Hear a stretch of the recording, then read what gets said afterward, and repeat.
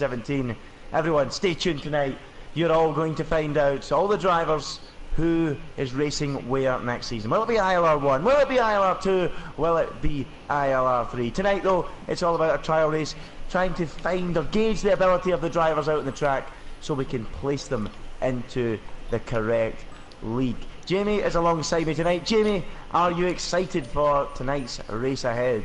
Yeah. I'm just pulling up the list of drivers who are supposed to be partaking in today's event. I've just retired from the session, so I can go and run through who will be racing. So yeah, I'm pretty excited for what's to come tonight. Obviously, Wednesday's race is interesting. We had a couple of good drivers, a couple of drivers that need help. So obviously we decided we were gonna run another trial race today and see how that would turn out. But Andy, mate, what are you looking forward to most? I'm looking forward to seeing some of the new boys out on track. We've got a couple of new boys, we'll name them in a moment. Not only that, Jamie, we've got the lineups tonight. Obviously we confidentially have got them in here in the envelope in the commentary box, waiting for it to be opened, and all the drivers are frothing at the mouth, watching either on the live stream or in this race, just waiting to see who they will be, well, where they will be racing, which league they will be racing in. So that is exciting. But of course, Jamie, we've got a 50% race here with qualifying around the Shanghai International Circuit. Well, now, that is one of my personal favourites, and it brings good racing, Jamie. So first and foremost, I am looking forward to, and then of course the driver lineups later on. It's going to be a good night. Oh yeah, definitely. You know how China is. I mean, you won here with a one-stop masterclass in the actual season, but we know China's extremely hard on the tires, especially the front left. That tire takes a lot of load on the turn one and the corner going to the back straight.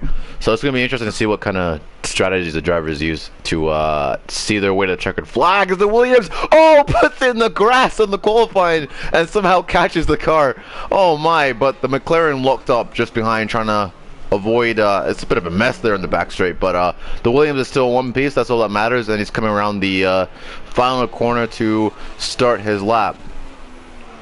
Well, it's all explosive out there in the track. We better get on with naming the drivers then, who is taking part tonight. We have got Jack Gooding, the league owner, of course. He's just here for a trial race. He'll be overlooking things. He will be out on the track, he will be driving, and he will be overlooking some of the action. Of course, me and Jamie in the commentary box. Michael Davies is here tonight. Michael Davies, he is the newly crowned ILR1 champion. He's actually in the party at the moment. I don't know if he's got the mic on. It might be good to have a word with him in a few moments' time, but he's here, the new ILR1 champion. Also here we've got Tao, the Austrian driver. He's a league driver, and we've got Bobby Dweller. He's also a league driver. They're both those drivers like Michael Davies as well, waiting to find out which league they will be racing in. Then one of the new boys, Jamie, St Johnston 02. Yes. Now, you're not into Scottish football. He is clearly a St Johnstone supporter, and his team play my team Kilmarnock at the weekend, and I just want to let him know, if he watches the stream back, that your team is going to get absolutely pumped. So that is that. He's a first time trialist tonight, Jamie. What can we expect from the Scotsman from just outside Perthshire? Well, I don't know. He's a new guy. He's definitely going to show what he has. I believe he has some good pace in him.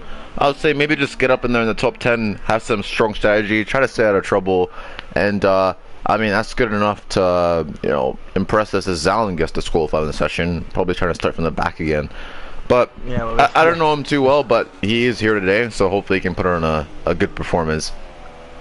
Yeah, we'll wait and see. Well, obviously unknown quantity, we've got no idea what to expect. So sorry for throwing you in at the deep end there, Jamie, asking you to tell us how he's going to do. But we'll find out. And yeah, clearly a Scotsman, so we'll see how quick the Flying Scotsman is. Will he become a Flying Scotsman in the future? Juhuro, we've seen him a few times in the trial races. He's been a reserve, Jamie. He's looked quite quick, actually, the Portuguese driver, hasn't he? Oh yeah, he's looked quite quick. He actually has a lot of, I believe he has a lot of pace in him, and he's yet to show it all. He just hasn't gotten much of the opportunity. But hey, that's what we're doing another trial race. We want to see what people have and what people can do, and hopefully you can show more of that pace today. As I do have a question here, I was just checking the stream. It's hashtag Ask Jamie. How is the food over there in China? Well, actually, mate, Chinese fried rice is amazing, and obviously I'm gonna jump out of this comments box and scarf down some more fried rice. I don't know about you, Andy. What do you like about the Chinese food? What's your favorite dish? Oh, I mean, I'll go down to the Chinese every night. I just run down the road and get myself some barbecue spare ribs. Whether that's really all that Chinese, I don't know. You know, kung po chicken and all that, I don't know. Anything. But, you know, you've got to stay Scottish. Even when you come over to China, you've got to pack some haggis in the suitcase and get ready to drink some of that, you know, some Scottish whiskey and a little bit of iron brew, you know what I mean? That's the kind of stuff you need. But St John's to too, one of the new boys. I've seen him walking down the paddock earlier on this morning with a can of iron brew in hand, so he's not abandoned the Scottish traditions here in Shanghai. He knows what he's doing. So we'll move on, Jamie. Shimasi, we've seen him in Hungary last week. He was looking pretty rapid, wasn't he? Exciting stuff. Extremely rapid, and he kept it clean. He kept it clean. That's why we were glad to, you know, get him back in, see what more pace he has. But he's been really impressive. Him, Shimasi, and same goes with Switchy as well. Both of them kept it very clean in the Force Indies. I mean, sure, they had accidents that weren't their fault, but you know, they kept their head on and they go back in the race and they showed what they had. And so we're glad to have him in ILR. That's for sure. We should also add that Johoro, Shimasi, and then the Silent Assassin as well. They've all got drives confirmed for next season. We don't know where though. We're about to find out later on tonight for those that are watching. Silent Assassin 50, Jamie. What have we seen from him? What do you expect from him? Which league can he maybe go into? I don't know. He has some decent pace, and I can't reveal yet what league he's going to be in, but I know that's why we're doing this trial. As I said before, we're doing this trial race to see how quick people are. But I have raced him before. He's a solid racer. You know, he's just trying to learn. You know, staying out of trouble, keeping it clean. You know, the same old for every driver. But you know, I can't wait to see him. He does have a drive confirmed for next season. Where it is, I can't reveal that yet. Okay. Random's had a poor first season. He will have hopefully a seat next season. And MK Bourne, he's looked pretty quick at times in some of the practice races, but he was slow at the weekend. He struggled a little bit outside the top 10, Jamie, in the race we watched.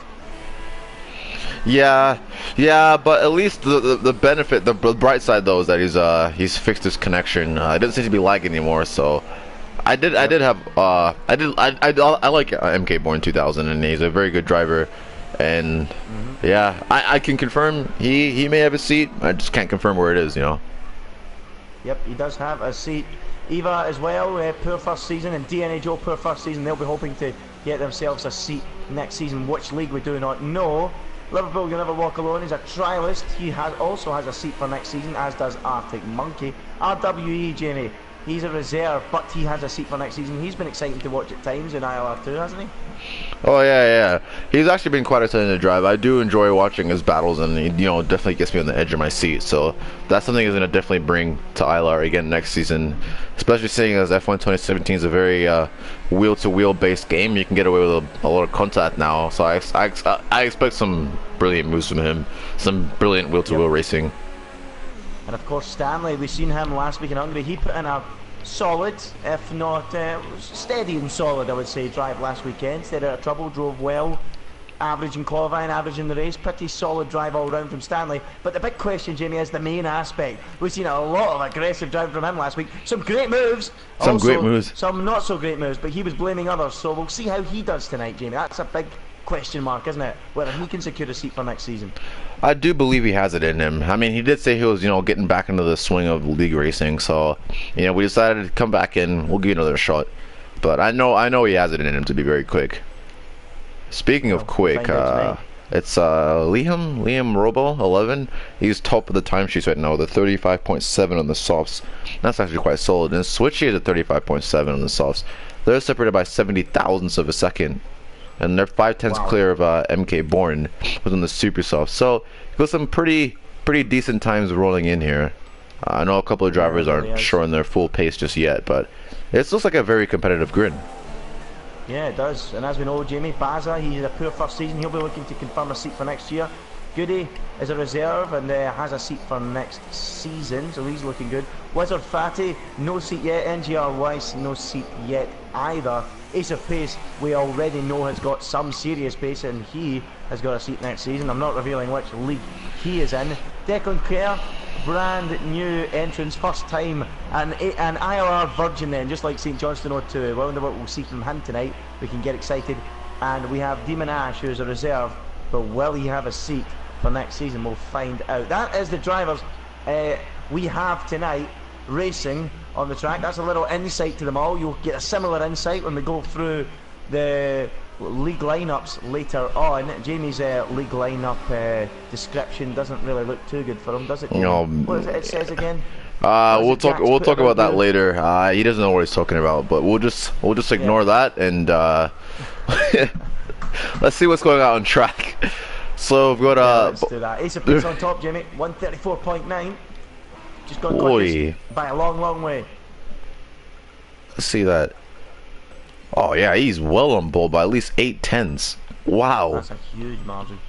But Liam Robbo is out there, Jamie, pushing hard. He just locked up big time at the end of that first sector. Clearly pushing hard on those softs.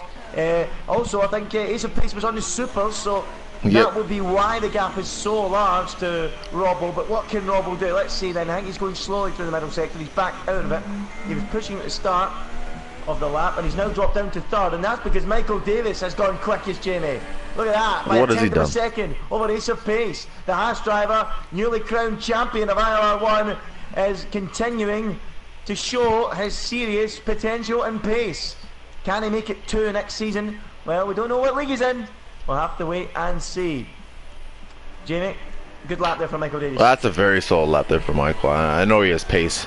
And I know he loves China. China's a good track for him, and that's gonna be a very interesting looking front row, seeing as nobody else can improve, or they're trying to start in the soft tires. And you have to remember, this is a 50% race, so the people who are qualifying on the super softs, they're gonna be going for a more aggressive strategy, I believe. Maybe a super soft, soft to medium, possibly, but even that is hard to pull up. I'd say super soft to medium. That's probably the best way to do it. But that's what the front row is looking at. You've got Liam Robbo, who doesn't really need to improve because his time is quite rapid, so there's no point wearing out his softs. He's probably going to do a super soft, medium soft to see him to the end. Who else is on the let's see, who else on the soft? So most of the switch has gone back out in the super sauce. So most drivers are actually going to shoot for the super sauce. Strange. Surprising, isn't it, really? We've seen so many times that the harder compound, the super soft just fall to bits, really, Jamie, don't they? We've seen that in previous league races. Yeah. It might not be the ideal tire, but we'll see how it pans out. Liam Robbo, though, he's looking pretty solid in third place at the moment, Jamie, isn't he? Looks like a good position to be.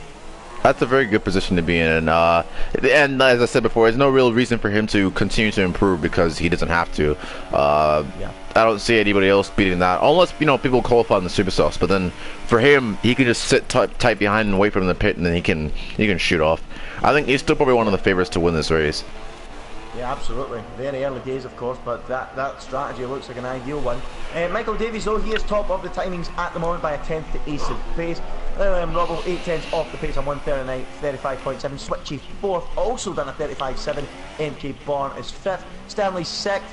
Silent Assassin 7th, and Liam Robbo has actually went out in the super soft tire now, Jamie. That'll be interesting. Declan Kerr's 8th, Duro 9th, Liverpool, you never walk alone 10th, St Johnston 02 is 11th, DNA Joe 12th, RWE 13th, 14th is Weiss, 15th Random, 16th Jack, 17th Nicolo, my teammate from last season. Wizard Fatty is 18th, us 2 down the back, Maxi T and Zalin both disqualified, presumably going from the back of the grid, Jamie. Do you think that's just trying to spice the race up and help them through the grid and things like that? Oh yeah, definitely. I can see this being a very good race because I mean, if you look around, you have people on the super soft, so there's gonna be a lot of battling, a lot of aggressive strategy, and then you have Massey T and Zalin who are overtaking masters and very good at tire wear. I can see them coming to the field. I mean, they battled for the lead last time out in ILR2 Abu Dhabi and put in an absolute stunner of a race, and I don't expect anything different here in China. I could see it being an absolute madness. Okay, absolutely. And as we watch, who's that coming out? We've got Ace of Pace that just went out. Oh, St Johnston has just went up into 5th place, Jamie. On the super softs from 11th, climbs up into 5th place. Good time there from the Scotsman. He's putting on a good show on his debut, and now his fellow debutant Dick Kerr just pumps in front of him. Pumps in front on the softs in a 1:35.9. Good time that, Jamie. That's a very good time. Just 2/10s off the time Robbo set on the soft tyre. Good effort. Robbo is doing a couple of laps on the soft tires, and he hasn't improved. So I don't think he wants to keep wearing out the soft tires. I think 2 laps at most. He's in the pits. Okay. Yeah, but see, what I'm saying is Declan Kerr has just went into 5th place, 6th place on the now. softs. on the softs, and that's only 2/10 of what Robbo did. As Stanley now pops into third place, a 35.2 in the supers. So it's getting interesting now, Jamie. Ace of Pace is winding up for a lap then on the super soft tire. We're waiting on him, going for it. But Jamie, what would you do for strategy around here? No, sorry, not strategy. Setup. How do you set the car up? Do you need high wing or low wing? You know, you get high speed corners in the middle sector. Then you get this long straight to compromise. It's very difficult. What would you do? It's a very difficult setup. Normally, I go for a higher rear wing just so I can grip the rear end of the car in sector 2. But then again, a higher rear wing doesn't help as much as you think it would around turn 1 and the turn that's leading on the back straight. Normally the turn that's leading on the back straight is the most important, as that can dictate if you're going to get a poor run out and get overtaken with DRS, or if you can overtake somebody else with DRS. So normally I go for like a, I don't know, a 5-6 wing setup, maybe a 6-7, just enough that it has some grip in the high speed corners somewhat, but that you can slip away on the straights too. So kind of an in-between setup, you know. It's almost as difficult to set up as like Spa. Oh yeah. Ace of Pace then, Jimmy. This might be worth riding on board with him, because he's the one man out there that could probably beat the pole time as he goes through the first sector, locking up big time there at the brakes for that hairpin, and shooting out now and heading up into the long left-right. Imagine this on F1 2017, Jamie. What's it like? Oh, it's actually flat. You can take it flat. I took it in 7th, and you take a wide line and swing it into this corner right here that you can take in 5th. It's absolutely phenomenal, mate. It's pretty much flat out. And that corner is in 4th gear too. It's unbelievable. It's good fun to drive. Wow, unbelievable, Jamie. Unlike me, of course, with the F1 2017 beta, he's stealing a march on me, so he can tell us all about the track in F1 2017 machinery. As Ace of Pace now heads down this long back straight, over a mile long, Jamie. Now, this a mile long straight. The best overtaking opportunity on the track tomorrow, isn't it? Oh yeah, definitely. I mean, that's where that setup matters. You gotta get the setup just inch perfect, so you can take that back turn as easy as you can, not stretching the tires too much, and then get a good run onto the back straight. But that's the only place I can really see anyone overtaking. Turn 1 is an overtaking spot, but not very commonly. As he comes up to the line, it's gonna be go no. What did he do? Did he stay second? He did stay second. He was 3/10 shy of his previous best.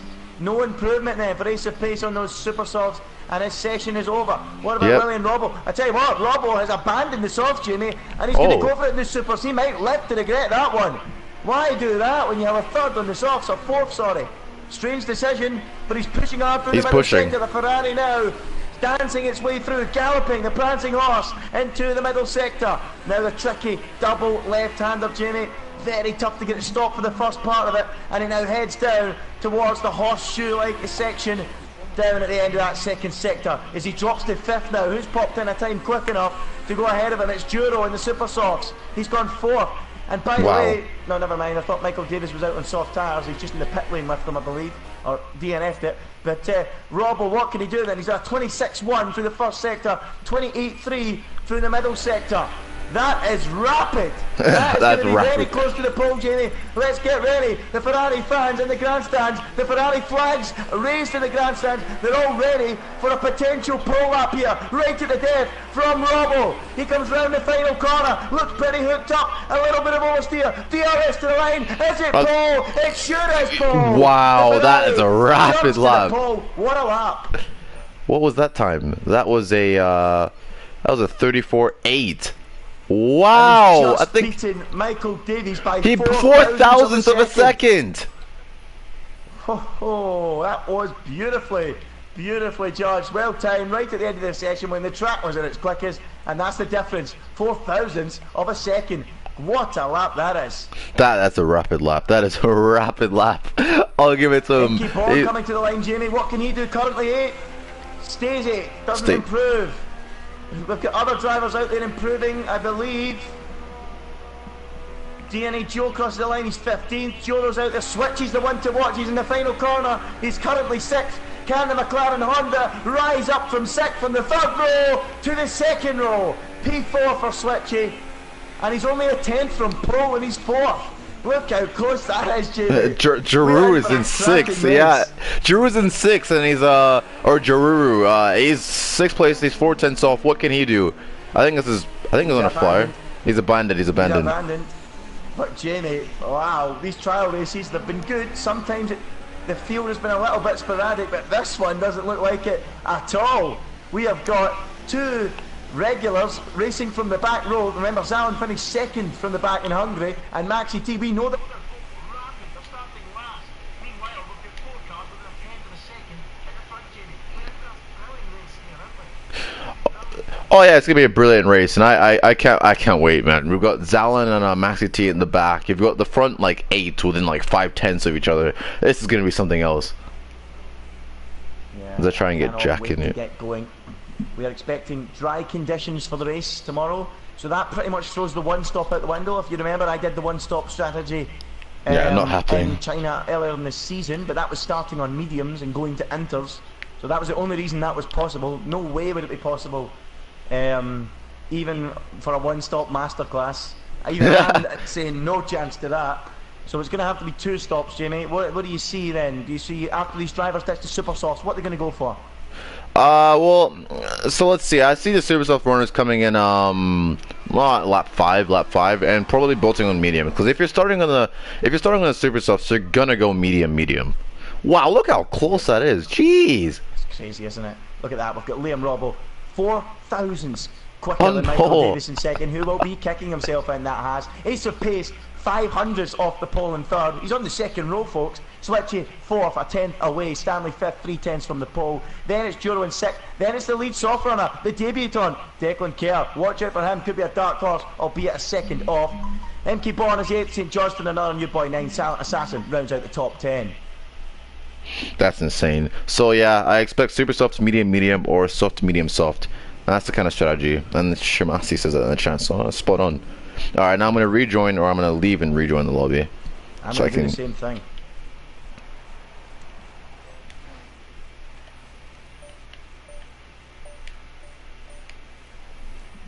So just bear with us a moment. Yep, bear with us.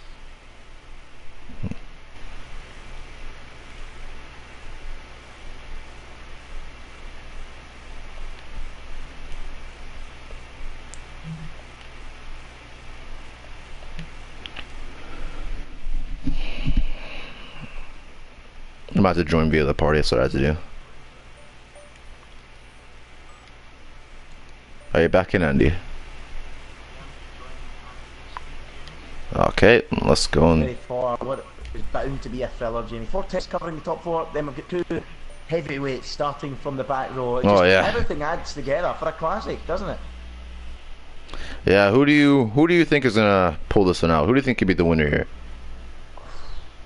Jamie, that's a tough question. That's a very difficult question, mate. I have no clue. I don't want to be disrespectful to the top 4 and say Zalin or Maxi T, because the top 4 are quite quick themselves. Oh yeah. Michael Davis, of course, is the ILR 1 champion.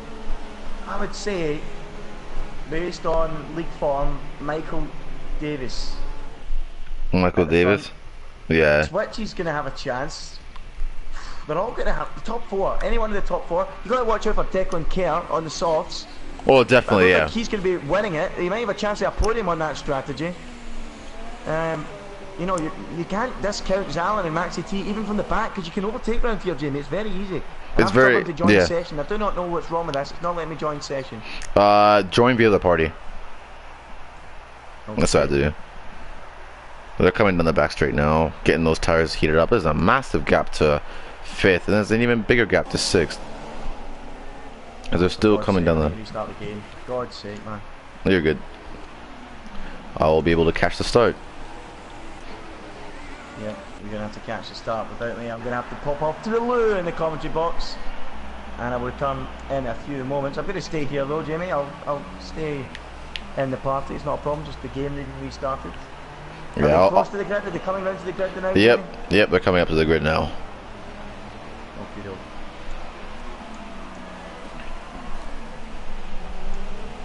I think I might shout from the commentary box down to the leaders, are the guys still lining up to slow right down until I get into the box. You know, slow down, guys. Yeah, they're pulling up. I think 20th is making its way around the grid.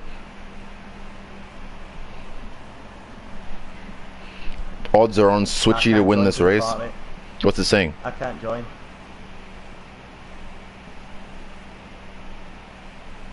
I can't join, this is so annoying. Can you join through Mike? I've got one more party invite. No, it's gone. It's gone. I can't use it.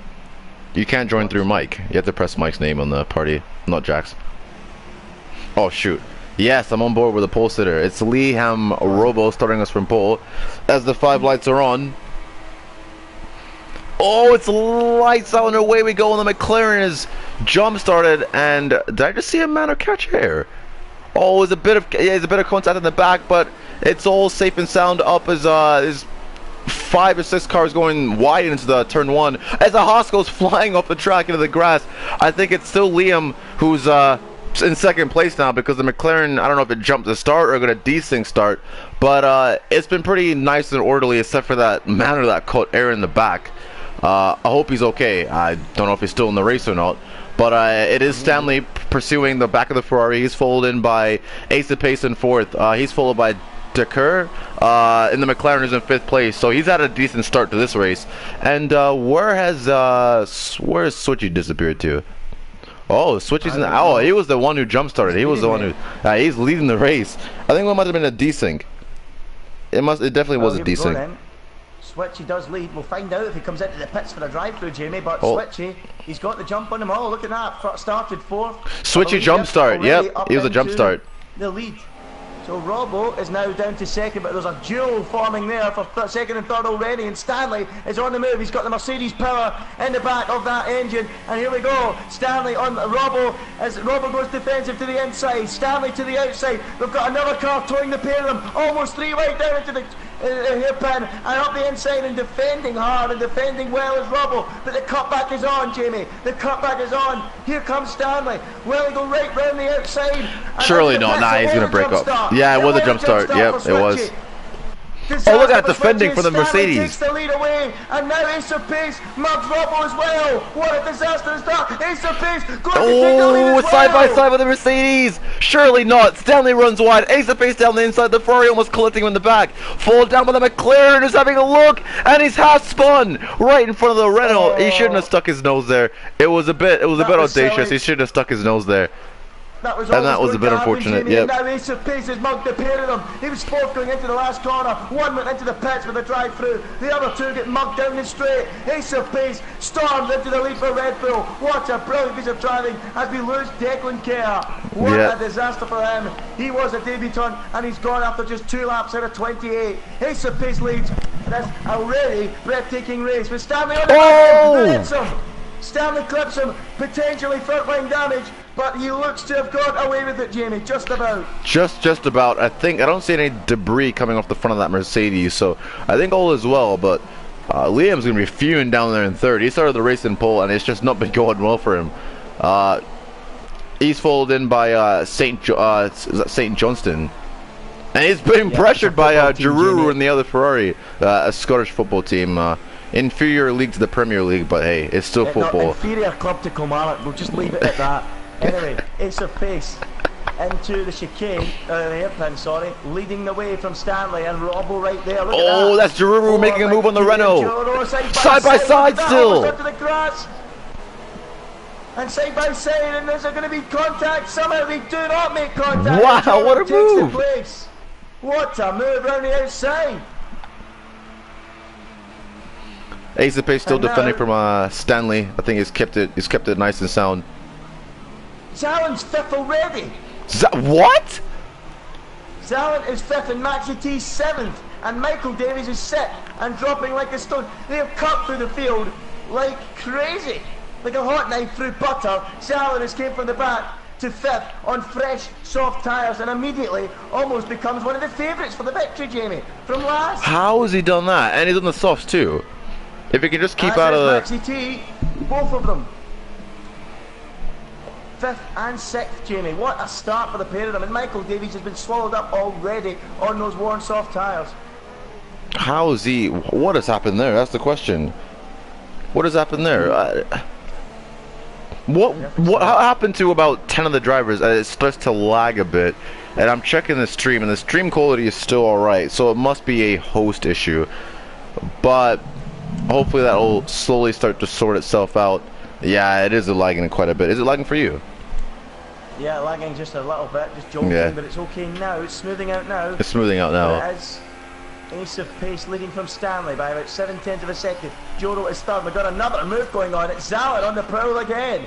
He's going side by side with St. Johnston on the brakes. He's not quite close enough. Nope. And the two Toro Rossos are like demons, like dark horses shadowing the front runners and already getting onto their tail, Jamie. What a start. What a start. And How St. has he Johnston done pits. that? But how many They're of the all drivers... coming in. It's now a Toro Rosso 1-2, I think. It is. Yeah, it's a Toro Rosso. Let's see, Maxi T. Hold on. So a lot of the drivers haven't pitted yet. Oh yeah, Switchy, Niccolo, Silent Assassin. Most of them are all going on a set of mediums. Well, imagine that. I cannot believe so many drivers went for the super softs 3-4 laps and they're throwing them away. Zalin, who started last, and his teammate Maxi T, who also started on the back row, are already 1 and 2, Jamie, and already, quickly, odds are being shortened for these guys winning the race. Yeah. And now it's promoted a bunch of like randoms and I think that's Wizard Fatty and NGR up into the top 10. So the super soft strategy, do you think it paid off? I don't think it did. No, it's fell to bits. I think all those guys that are pitted are already going to go into medium tires, aren't they? Well, I can also tell you that RWE started on mediums and is up to 3rd place. RWE, what a decision that is to go on mediums. He's already in clean air, running freely. 3rd place, 8.5 seconds off the two runaway leaders of Maxi T and Zalin, but it's pretty good positioning. Weiss, NGR Weiss, is in 4th position on those super softs. He's yet to stop. He's hanging them out a little bit longer than most. Yep. Mind you, he was outside the top 10, Jamie, so fresh tyres. Fresher tyres. is right behind him in 5th on the soft. Ace of pace after his pit stop was already behind him in 6th place. Wow. And yeah, they're all, yeah, Ace of Pace is on a flyer here actually because he's only just behind 5th place. So the strategy is working well then. But what tires is he on? As Random is trying to make a move onto NGR, another hairpin. Does it work out?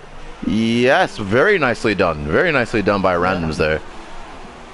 Tidy move, and Randoms climbs up into 4th place, and he will continue on. Now NGR pit, he does, and he will get rid of those super soft tyres, which are basically at the moment looking a bit like a qualifying tyre, Jamie, aren't they? Oh yeah, definitely. And the thing is, this DNA Joe retires from this session as a Ferrari in the back is defending from a Renault, I believe. I think that's Giroux defending from safety car. Safety car is out. As Nicolo's retired from the session. Well. So this is going to reshuffle the field then, and that will arguably hamper Zalin and Maxi T, who are stretching away on softs. They're going to be brought back to the field now, having not stopped. Stanley can go past the safety car as the lights are green. So I do apologize. It is lagging quite a bit, and I think it may or may not be a host issue.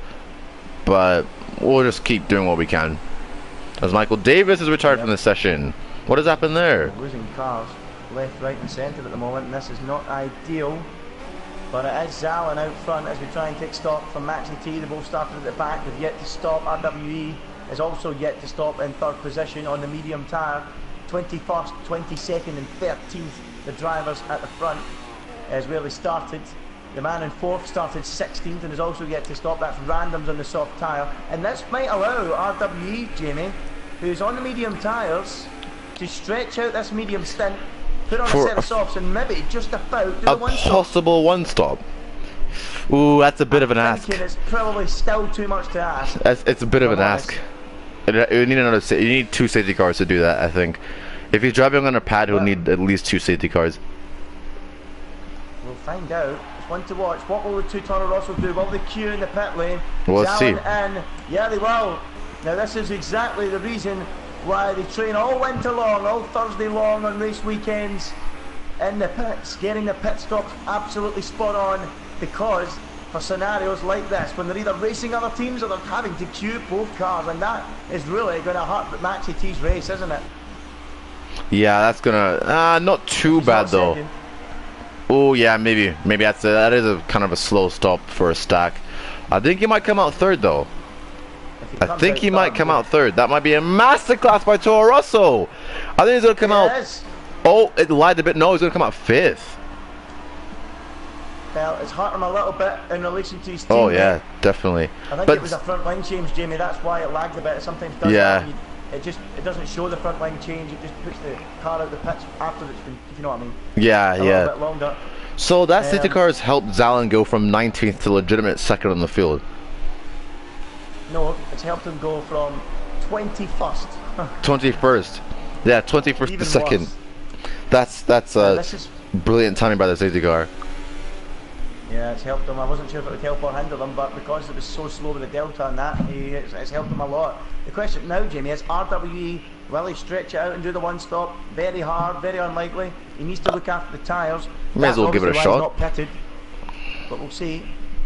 So he leads now, the only man yet to stop from Zalin in second, who's also now on medium tyres, but fresh ones. Started at the back, and good work from the safety car. Ace of Pace third, who's now stopped and is behind Zalin. He'll be furious about that, as will Robbo in fourth.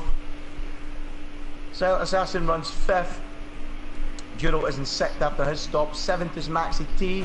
He's dropped right down, Jamie, to seventh place as a result of all those front line changes. Yeah. Having to queue. So it's not helped him at all. He's in his battle with Zalin. It's really hurt him. It might have cost us a battle for the victory between the two Toro Rossos here.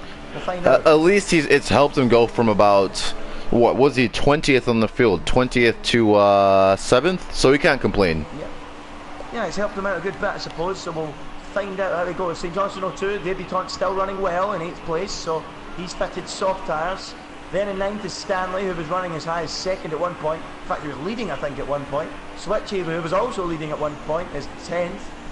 IndyILR Voice is 11th, and 12th is Jack Gooding, the league owner. 13th is MK Bond, 14th position Wizard Fatty, 15th is Randoms, 16th Liverpool You'll Never Walk Alone, 17th, there is no 17th place, that is it. We've got 16 runners remaining, Jamie. Lap 7 out 28. Yeah, so obviously this is going to be a very interesting part, as everyone should have pitted by now, except for the leader. So we've got a whole bunch of mediums and softs in the field. So this will be the racing form. This is pretty much where everyone should be. RWE, it'll be very interesting to see what it can do, if it can try. It'll be fun to see if it can try a possible one stop. But it's too much of an ask and it's not very quick at all. Yeah, absolutely. It's I've done the one stop before, but it was in totally different circumstances, so I mean, safety car's certainly going to give him half a chance, but not as much as it would be like if it rained. The rain did come and help in that race. I'd say a one stop is too much. It's too much to ask for. Yeah, I think you might be right. Unfortunately, we're not going to be seeing any one stop masterclasses this afternoon. Not tonight. Mind you, we might have to eat those words later on, but I cannot see it. As RWE continues to control the pace behind that safety car. So Mercedes 1-2, a Mercedes safety car, and then RWE's Mercedes Formula 1 car.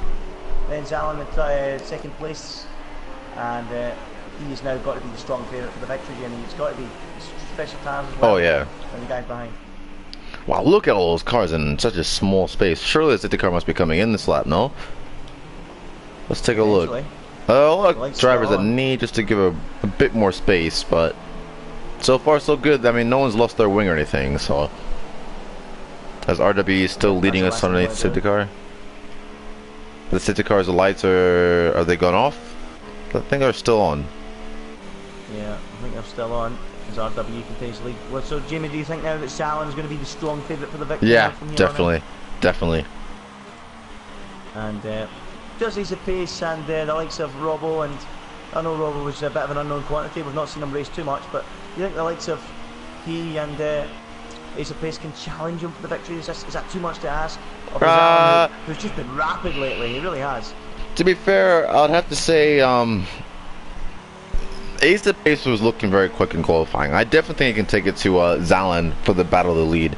I think I don't want to talk down Ace of Pace. I know he probably has the potential. You have to realize that Zalin's on the mediums and Ace of Pace is actually on the softs. So I think maybe Zalin's in the hot seat to win this race because they'll just end up on different tires at the very end. I think Zalin's gonna stick on a set of softs to the end, and Ace of Pace maybe a set of mediums. Another set of softs is too much to ask. We got Liam and his teammate Jaruru, who are both in a fresh set of mediums. So the Ferrari boys are gonna try and look as feisty as possible. Maxi T also has a bunch of pace. He's sat 6th on the mediums, and St. Johnston, he's in 7th. He's on the on the softs, and he's got Swishy in the McLaren, who's actually on the mediums behind him too, and Stanley on the mediums. So this is actually gonna be a very quick-looking top 9.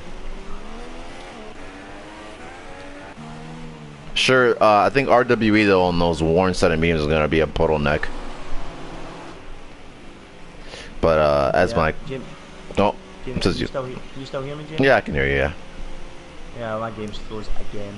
Yeah, I think F1's been a bit of a pain. There's 17 drivers I think are still running to answer the main aspects question.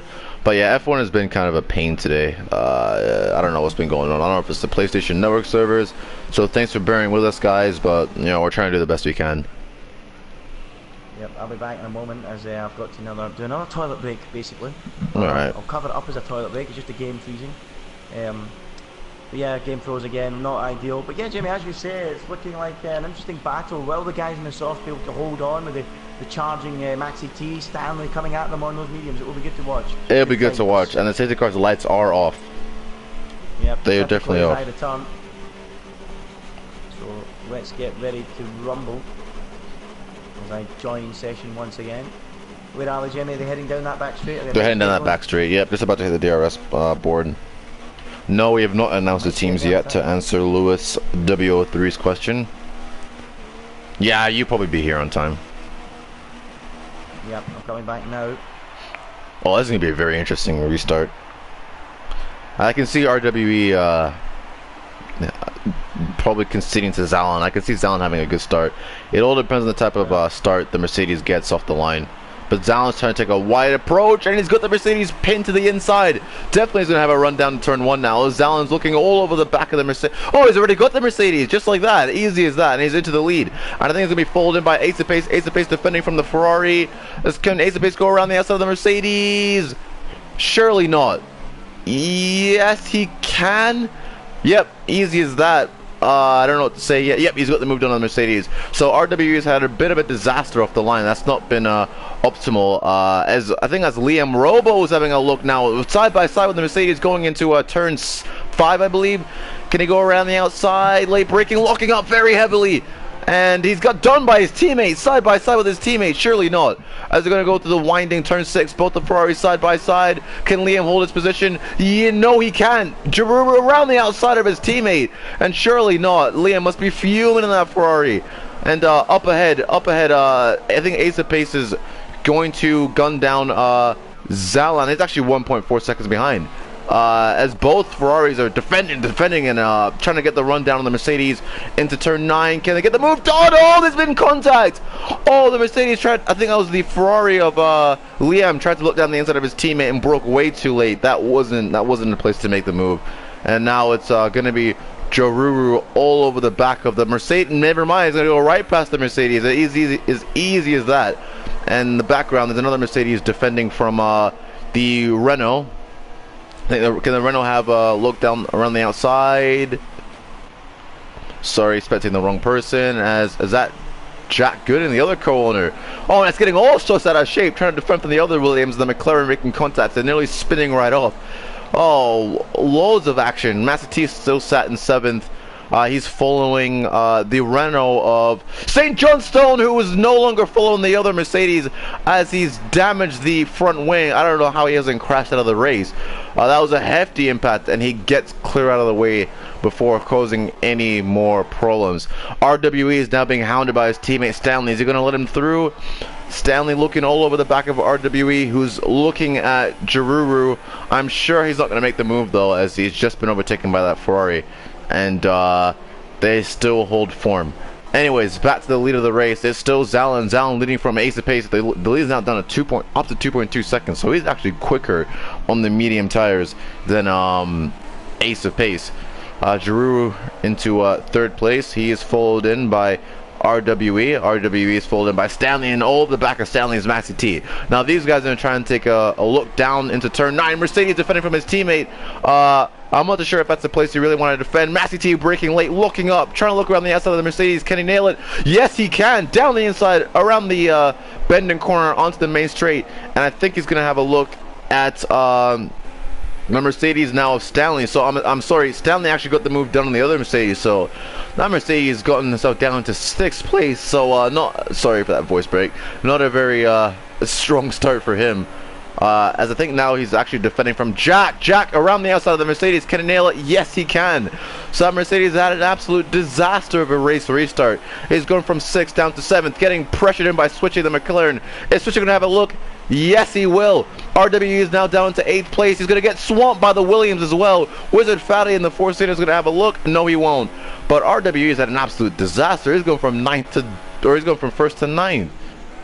As Maxi T is going to start winding in the other Mercedes in 4th place as they start to break away from 6th. So this has become a private battle for 4th, as our other co-commentator is having a bit of issues with his connection. As Maxi T looks down the inside of the Mercedes, the Mercedes tried to turn in, didn't leave enough room. Racing incident, I'll say, but no damage done. Maxi T gets to move down on the Mercedes. Hard but fair racing as we go back on board with Jaruru, who's lagging just a tad bit. Ace of Pace is losing ground to Zalan, so this race is all really in Zalan's control. He's got the harder tire. He is surely going to pin him for the set of softs and is going to see his way to the end. It's still Maxi T who's got, I think he's still ahead of Stanley. Gonna have a look down the main straight here, as Jack is actually getting pressured in by the driver behind. I think that is who is that? That is Switchy in the McLaren. Is Switchy gonna get a move done? No, because Jack has DRS and the driver in front. And give me just one moment as I try to get Andy back in the comms box.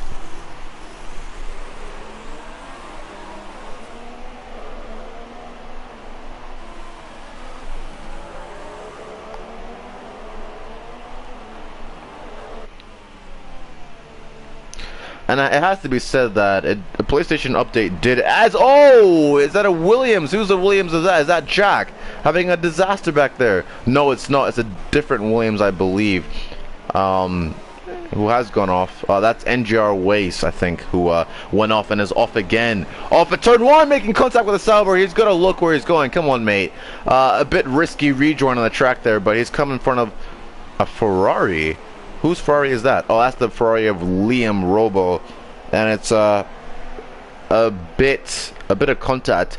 And I actually believe that the PlayStation update might be causing a bit of lag. But there's only 14 drivers left, and I do apologize for that. But Ace of Pace is now 3.2 seconds behind the leader, Zalan, who is followed through by Jaruru, who's losing quite a bit a lap, about a second a lap. And he's followed by Maxi T. Is Maxi T closing that gap? Yes. I think he's starting to pull away from the driver of I believe that's the other, sorry, if only 2016 had a better broadcast. He's pulling away from the Mercedes. Mercedes still has DRS. And yeah, it's a bit of action. I can catch my breath now finally, as the Mercedes is getting all sorts of side-by-side action here with the Force India. As the Force India gonna look down the inside, brakes very late. Force India sticks it. Brilliant move. Is the Mercedes gonna get a drive out of the corner? Yes, he will, and they'll go side-by-side into the penultimate corner. But I think the Force India is gonna have the line, but he's gonna find himself defending down in turn 1. RWE all over the back of that Force India. Swings to the outside. Is he gonna try and make the move down there around the outside of turn 1? This will be a brilliant move. He can nail it. No, he gets put out by the Force India. Good defensive driving, but he's gonna have a look down the inside. Is he gonna go side by side with the Force India into the turn 2 and turn 3 complex? Sorry for the lag, but I think he's got the run the Force India. The Force India is okay, so he's still there. He hasn't crashed out, but some good side by side action there. As I still try to get my co-commentator, who said he needs to download a PS4 update. That's probably the reason why he's having a bit of issues, and I do apologize for that. But I am trying my best, and still some good action here. Back to the top. I think it still is Ace of Pace, who's 4.6 seconds behind Zalan now. Zalan has some very good pace. He's followed in by Jaruru, so about 4 seconds split the top 4. Maxi T though was working on closing in Jaruru, and Stanley is still actually in DRS. I think, yeah, he still is in DRS, just not close enough to attack though. And I think the other Toro Rosso of Maxi T is still trying to get within the DRS of Zaruru. But I do agree this lag is kind of a pain. I'm not too sure what's happened, but PlayStation update did come out today, and suddenly the F1 lobbies have been a bit laggy, and we're just trying to work our way best to that.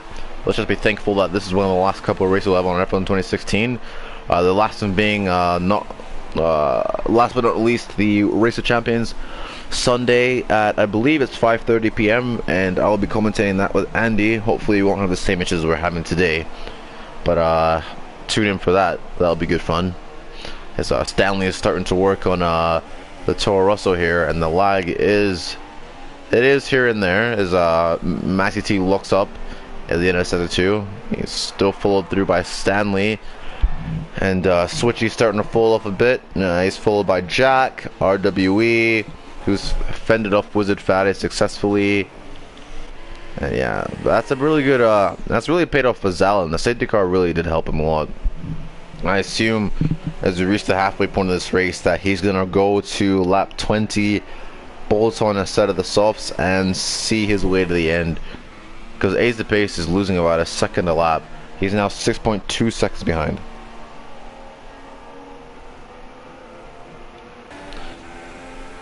As Daniel Roberts is now joining the chat. He should be having his tea. I don't know what he's doing here. But is Matthew T in DRS yet? No, he's not. Is Stanley still in DRS? No, he's not. So now he's falling out of DRS. This will be a bit interesting here. I still think Matthew T is going to try and take it to the Ferrari. Now he's definitely within DRS. He has to be now as they go to start lap 15. DRS is open in the back of that Toro Rosso, so this is going to be the battle of third place. Maxi T, who's made his way up from 7th out of the safety car, he's going to start making looks, try to put Giroux under a bit of pressure here, and try to deny that Ferrari podium.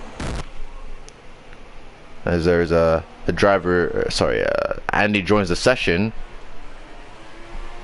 Yep. Alright, are you there, Andy? Hey, look who's back. I'm hoping it works this time. Twice there the game crashed when I joined the session, and then I turned the PlayStation off and I had to do a full software update to go back online. Yeah, surely the Toro Rosso is going to make a look down here on the inside of Ferrari. No, he backs out, thinks twice, and this is going to be a very intriguing battle as Daruru's mediums I think are starting to go off a bit. Wow, he's being, Andy leave the session again. I think the game is frozen, so that's a bit unfortunate for him. What's up? Game's broke. Game's finished. Whoa! The Toro Rosso looking up heavily there, trying to make moves on the Ferrari, and surely he's gonna have him here on the under DRS. Surely he's gonna go around the outside. As the Ferrari's had a really poor exit from that corner, and that's gonna allow Matthew T to hopefully open the DRS. Can he get close? No, he can't, despite the Ferrari having a poor exit. I think that's partially in blame for the lag. Can he get the move done around the outside of Toro Rosso or the outside of Ferrari? Very aggressive. Yes, he can. Brilliantly done. Brilliantly done. And he goes up into second place. And that means that Ace of Pace surely must be in the pits. Yeah, he's pitted. He pitted for a set of mediums, and he's going to try and do 13 laps on those mediums to the end. Ferrari looking back down the inside of Toro Rosso. Can he nail it? No, back out, back out. Not smart to do, move there. And yeah, you stay smart to that. And so does your game keep like black screening when you join, or? Yeah, blue screen error code, and then it tells me to report the error. That time, every time I join a session. I've just taken the disc out and tried again, so here's hoping we'll get that. Yeah, and I think the lag is partially caused those because of the software update. It has to be, because it was perfectly fine. I mean, the whole entire season until suddenly a software update comes out today, and now it's a bit all over the shop. So I do apologize to the viewers, but I'm sure mainly you guys are here to figure out what cars you're going to be in next, or what tiers you're going to be in next season, and after that you can go about choosing your teammates. As we're still on board with Giroux, who's now under pressure from Stanley, who wants to take it to the boys down at the Maranello factory. As he's opened up DRS, Giroux doesn't have DRS in the car in front, so now surely in the next lap or two he's gonna have a look at that Ferrari and try and get past. As I just have to get a sip of my water here for doing all of this commentary. Yep, being a dick again. Suggested actions. Come on, report a problem. Come on, fucking work.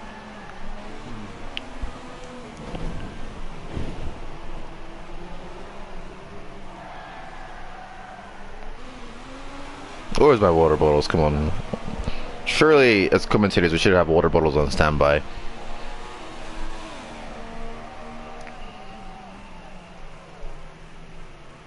this is done. This is finished. I don't know what's all this. Ah, that's annoying.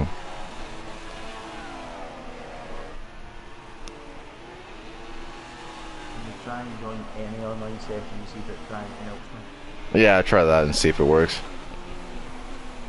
As I'm currently watching Stanley pushing Giroux through the corners, but I have looked on Twitter, and apparently the PS4 update is broken a couple of games. It's causing lags, freezes, and yeah, that's not too good.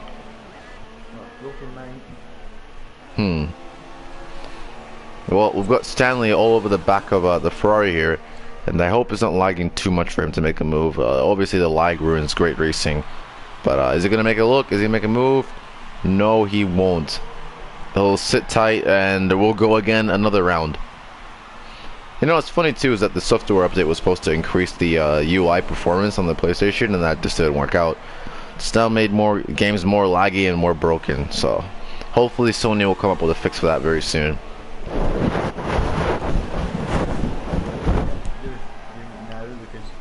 Oh, I'm into this lobby. I'll get into this lobby, but I can't get into the lobby I want to get into. For Christ's sake, get me into the main lobby. Try it again and see what happens.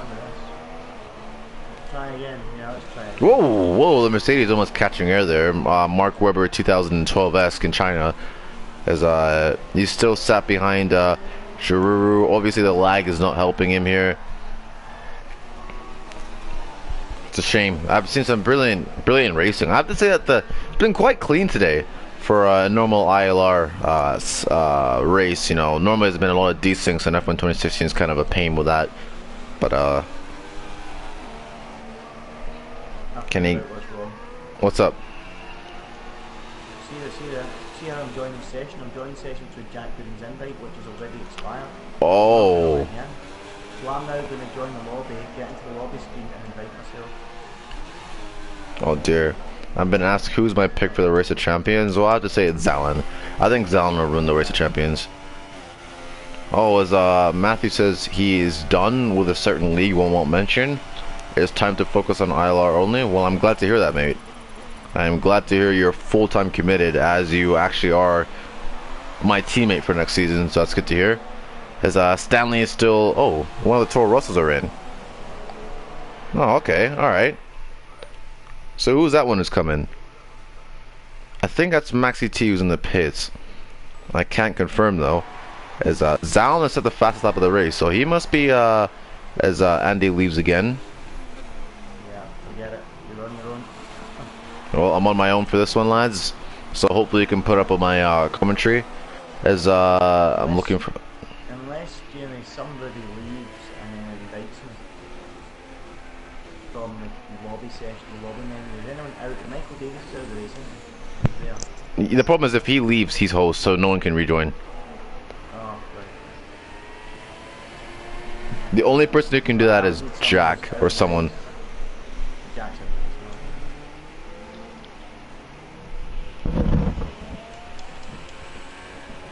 Do you want me to DNF and commentate with you, Jamie? Oh yeah, come on in and join. And Cameron says Jamie and Matthew teammates disaster. And so was your score points, so I wouldn't pipe up too much. What are you saying? But, I mean, you can't really talk about Team HX, though, it's unconfirmed, so... Oh, well, it's not like I've said it about 10,000 times on Twitter, so pipe down and get in the commentary box. Oh, no, Matthew could be an ILR1. I mean, rumor has it. Oh, I needed. Yes. I hope that's the case. Find out in 15 minutes. Or could I be an ILR 3 or ILR 0, or maybe even the potential ILR 4? You never know. I'll have 4 for you, fella. You're finished. Behave, mate. See the ICU failing for you after fucking 15 laps. Okay, behave. Let's behave while we can, mate. As we're sat on board with Zalin has been just putting in a masterclass. Those 30 viewers. Wow, that's the peak I've ever seen for viewers before. Ace of Pace is 30 seconds behind, but he hasn't. That's because the leader hasn't pitted yet. So this is gonna be an interesting battle. I think it's gonna be Ace of Pace versus Maxi T here in a short bit. Stanley's in. Switchy defending from our Mercedes. Who's that Mercedes? The Mercedes of I wish I could see RWE. So RW. Oh, Switchy's put it in the grass. That's gonna allow Mercedes to have a look. No, he's not. Thankfully, but wow, there's a lot of lag going on, and we do apologize for that for the 1000th time. Liam Robo sat down at 11th. He's had a disaster of a race. He had pace, but it just didn't work out for him today. Maxi T is about 3 seconds behind Ace of Pace. So this will be the battle to watch here. This is going to be the final podium spot. Unless Zalin leaves a stint too long and ends up coming just in front of Ace of Pace. But, oof, heavy look up there from Maxi T, who's on a set of mediums, actually. So both of them are on the mediums. And they're both cutting into Zalin's lead. But I think if Zalin pits now, he's going to come out comfortably ahead of these two. As he's in. So he's going to come in for a set of softs, and that will be him to the checkered flag. Wait, Jamie, who just pitted then? Zalin. Well, I think he just had a disaster in the pit entry because he stopped when there was yellow flags at the pit entry. So I don't know if he's done a Hamilton, gone off. Yeah, when I saw him, he was fighting oversteer. So I don't know if I caught him during a Hamilton 2007. But it looks like Zalin's going to come out just ahead of Maxi T. Oh, dear. The fastest lap of the race. Yeah, they're right. Let's see. What's the gap now? The times haven't updated yet, but Zalin will be safe to go to the end because he's on the set of softs. So that's going to be Zalin winning the race unless the PU in the car goes. So Ace of Pace has made some mistakes because that gap between him is going from 3 seconds to nothing. He's actually lost position. He's going to look down the inside of Maxi T, looking up. And he's held it. Almost made contact there, but the Toro Rosso goes through, so it's a Toro Rosso 1-2 and the Red Bull in third. This is what the Red Bull family want to see. I'm a big fan of the Red Bull family, and that's what I like to see on my PS4 when I turn it on every morning. And I don't think Ace of Pace is going to have the ability to take it to Maxi T. And Maxi T is not going to be on the quicker enough compound to catch Zalin. But it has been a strong showing. It's a Toro Rosso 1-2, and they started the race in the back of the grid. So that's very strong from them. Very strong outing. As Ace of Pace, I think, is out of the DRS. I think he is. So that is going to be that pretty much set.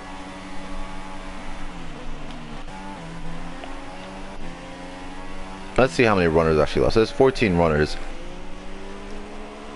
Or 13. Oh, 14 runners. But anyways, it's been a pretty clean amount of racing. I've been impressed. As oh, whoa, Stanley lags a bit. Switchy is up into 5th place. Drew strong 4th place performance. Ace of Pace in 3rd. And that's going to be Maxi T in 2nd, and Zalin. So pretty much all the battling is done. And now it's time to light the chat up and ask me some questions. Ask Jamie, yes! What was your favorite race from ILR 1 or ILR Season 1? Shoot, well, I'm going to break it down into ILR 1 and ILR 2. I'll actually say my favorite race of all time probably was ILR 2, Belgian Grand Prix. That was an absolute stunner. That was some insane one to commentate. And you commented that. You probably enjoyed that one too, huh? Well, what didn't happen to me? Everything happened that day. With teammates joined, the skeeving in the wall when we least expected it. We had absolutely everything. Battles right to the line. It was an absolute thriller. That was great. And Brazil almost rivaled it just a couple of weeks ago as well, Jamie, didn't it? Oh yeah, but I have to say one race I really did enjoy from ILR one was Abu Dhabi. Abu Dhabi was probably ILR one's race of the season. That was incredible. Those battles all up and down the field, safety car mixing things up, a title on the line, Mike having to find his way back into the points, the Red Bull trying to take it to Ferrari, me having to jump onto the ultra soft tires and set my one and only fastest lap of the race. That was good fun. I really enjoyed it. And Shimasi asks, what happened in the last 10 laps? Well, nothing, essentially. Nothing much has happened in the last 10 laps. The safety car came in, and yeah, I've been solo commentating the last 10 laps, or yeah, that's been pretty much it. Massey T, you know, Zalin, they made their way up to the field, and they were what places did they start, actually? Can I see that? Yeah, they started 21st and 22nd. Now they're first and second, but the gap between Massey T and Zalin is 5.2 seconds. Is it coming down? Or is it too late? No, Zalin's on the softs, Massey T's on the mediums. It won't be coming down. I need some more hashtag Ask Jamie in the chat. It looks to me like it's been a perfect weekend for Toro Rosso, and he started. Oh yeah. Jamie, we did suggest they would maybe come through. The safety car's helped them quite a lot, though, hasn't it? It's Yeah. handed them the victory, and much like it did to me in Abu Dhabi the weekend, it's given me the chance to just go and win, and it's given these two the chance to go and secure a 1-2. So they're 1-2. Jamie, what we got behind that? What's going on? There's a Red Bull, so it's a Red Bull family top 3, I believe. But Ace of Pace has kind of just disappeared. Hold on, where is he? Ace of Pace is in 6th suddenly. Oh, well, it's no longer a Red Bull family top 3. Now it's Jaruru, who's going to be on podium in the other Ferrari. What has happened there? Is he under any threat from Stanley on those Oh no. Stanley coming at him, or is Nah, everyone's too far apart. There's at least about 5 seconds gap between everyone. sorry. Oh well, it looks like it's done for the finish then. Yep, I it's think all now's a said good and time done. to start reminding people what we've got coming up Oh yeah. next season, Jamie. In fact, hold on, we'll let you answer Paul McGuinness's Ask Jamie question. Oh, hashtag Ask Jamie. Do you have any more top remixes for me to listen to? Actually, I can show you what songs I have. Actually, I might send you a DM with some lit songs I have. But I don't know. I'll let me check my playlist. I have like some Galantis remixes, because the only way Galantis is good is if their songs are remixed. And let me take a look. I'll send you what I have. But but Andy, you're saying. Part-time DJ there. Yeah, yes sir. Wow, unbelievable! What talent the man has. Yeah. So, yeah, we got in ILR 1 and ILR 2. We've got ILR 3 coming up next season in 2017. Jimmy, ILR 3, can you tell us how that came about? What was that? Well, technically, I have no clue, because I woke up one morning. I think I woke up at 6 a.m. or something, and Jack DM'd me saying, "Oh, there's gonna be a potential ILR 3," and I was like, "Sorry, what?" 6:30 in the morning. I was well awake when I read that. You best believe I was well happy. Masterclass from Jack. I'll give it to him. But Jack, you're there. You might as well talk us through it. It's been a quick 3 months. It's been quick growth. What have you got to say about the league in the last 3 months and for the future? Andy, I can't believe it.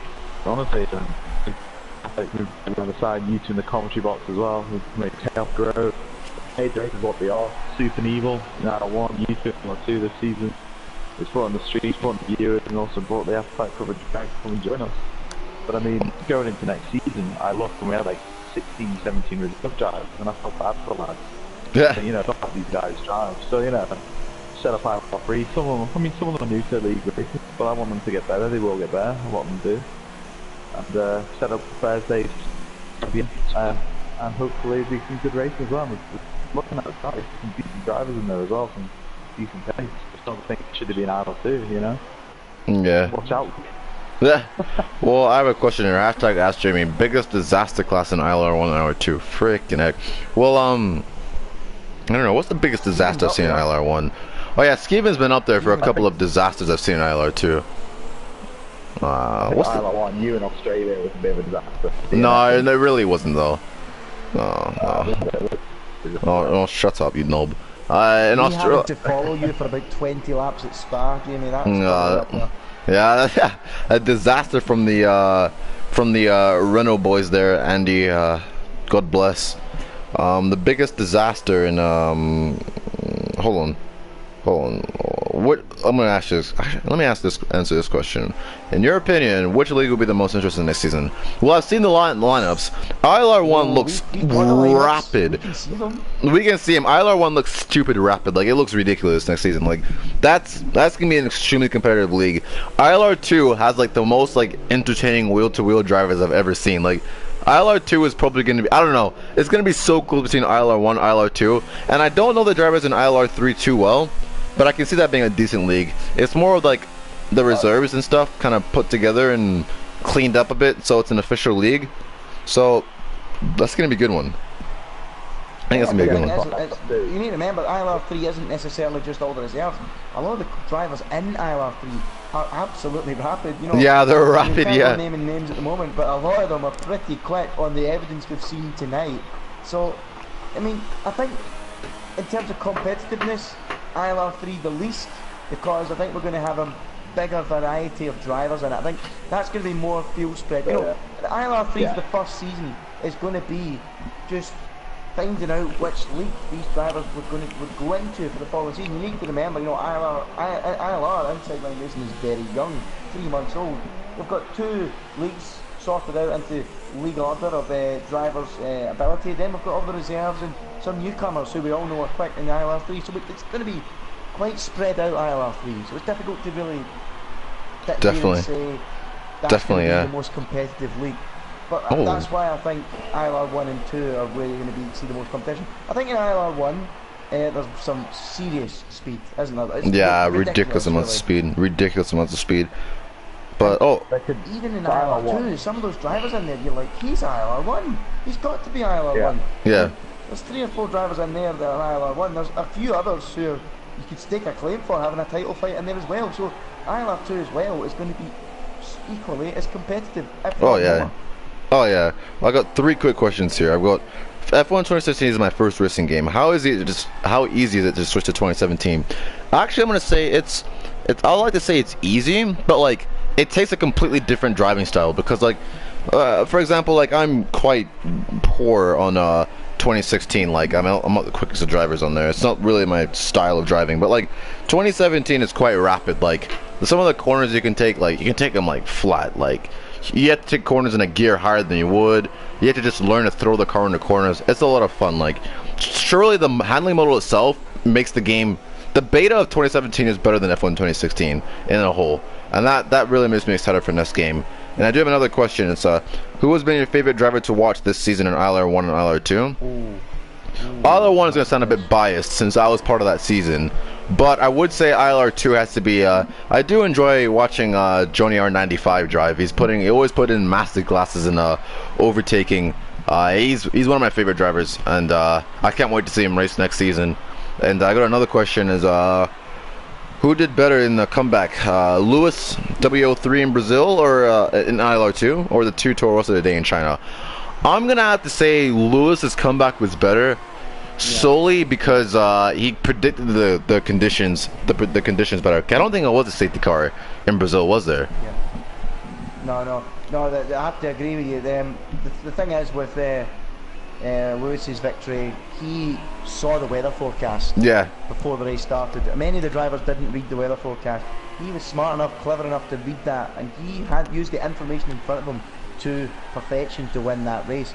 Whereas the 2 Toro Rossos today, okay, don't get me wrong, they're quick drivers, they've done a great job to end up 1 and 2 as we are on the final lap now, but you need to remember they had a safety car to help them to this victory. They jumped the field, well, a lot of the field before the safety car, but then the crucial rivals to the victory, the likes of Ace of Pace and Rob O'Liam, they jumped them in the pit stops of the safety car, just like myself the weekend there in Abu Dhabi. So without doubt, I have to say Lewis's drive is far more impressive. And another question, who's my favourite driver to watch? I have to answer that one too.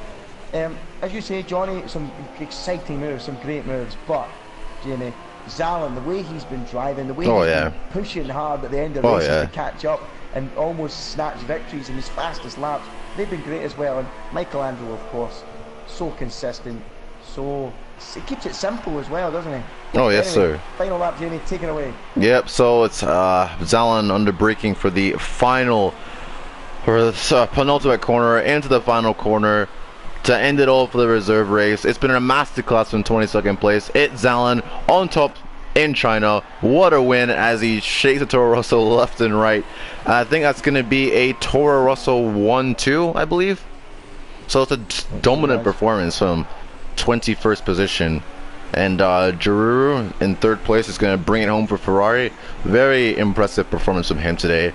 And solid drive. And that wraps up the top 3.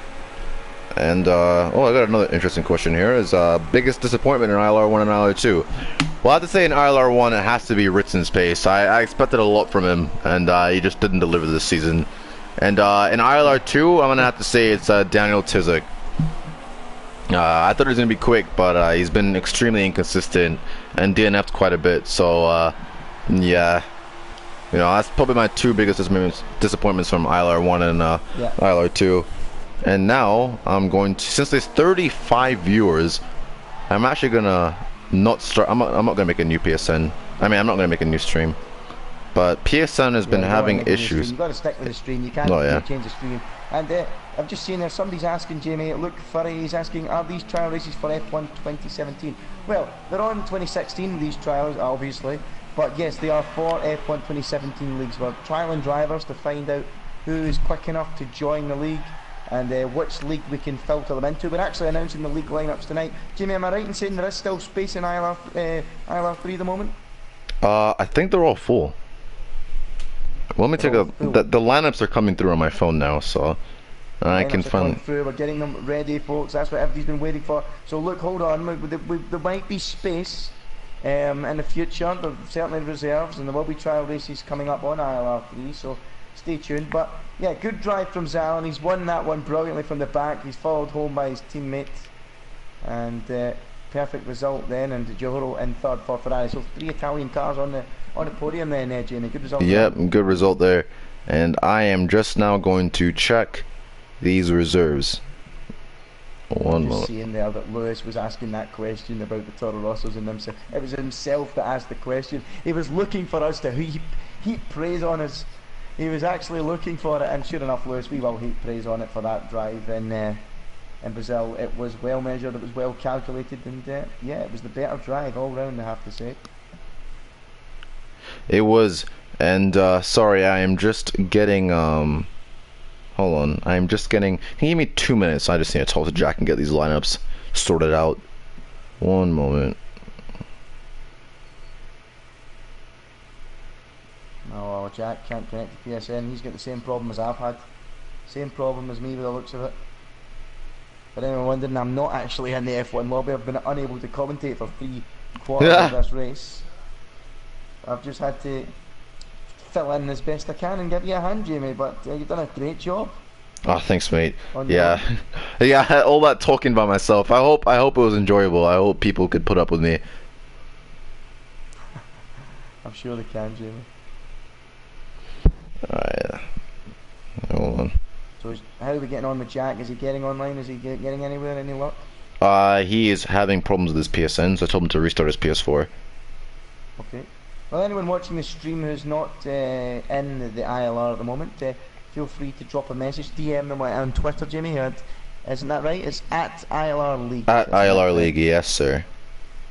Yes. Oh, Paul's asked a question. Ask Andy this time. Will you attempt 0 stops on F1 2017?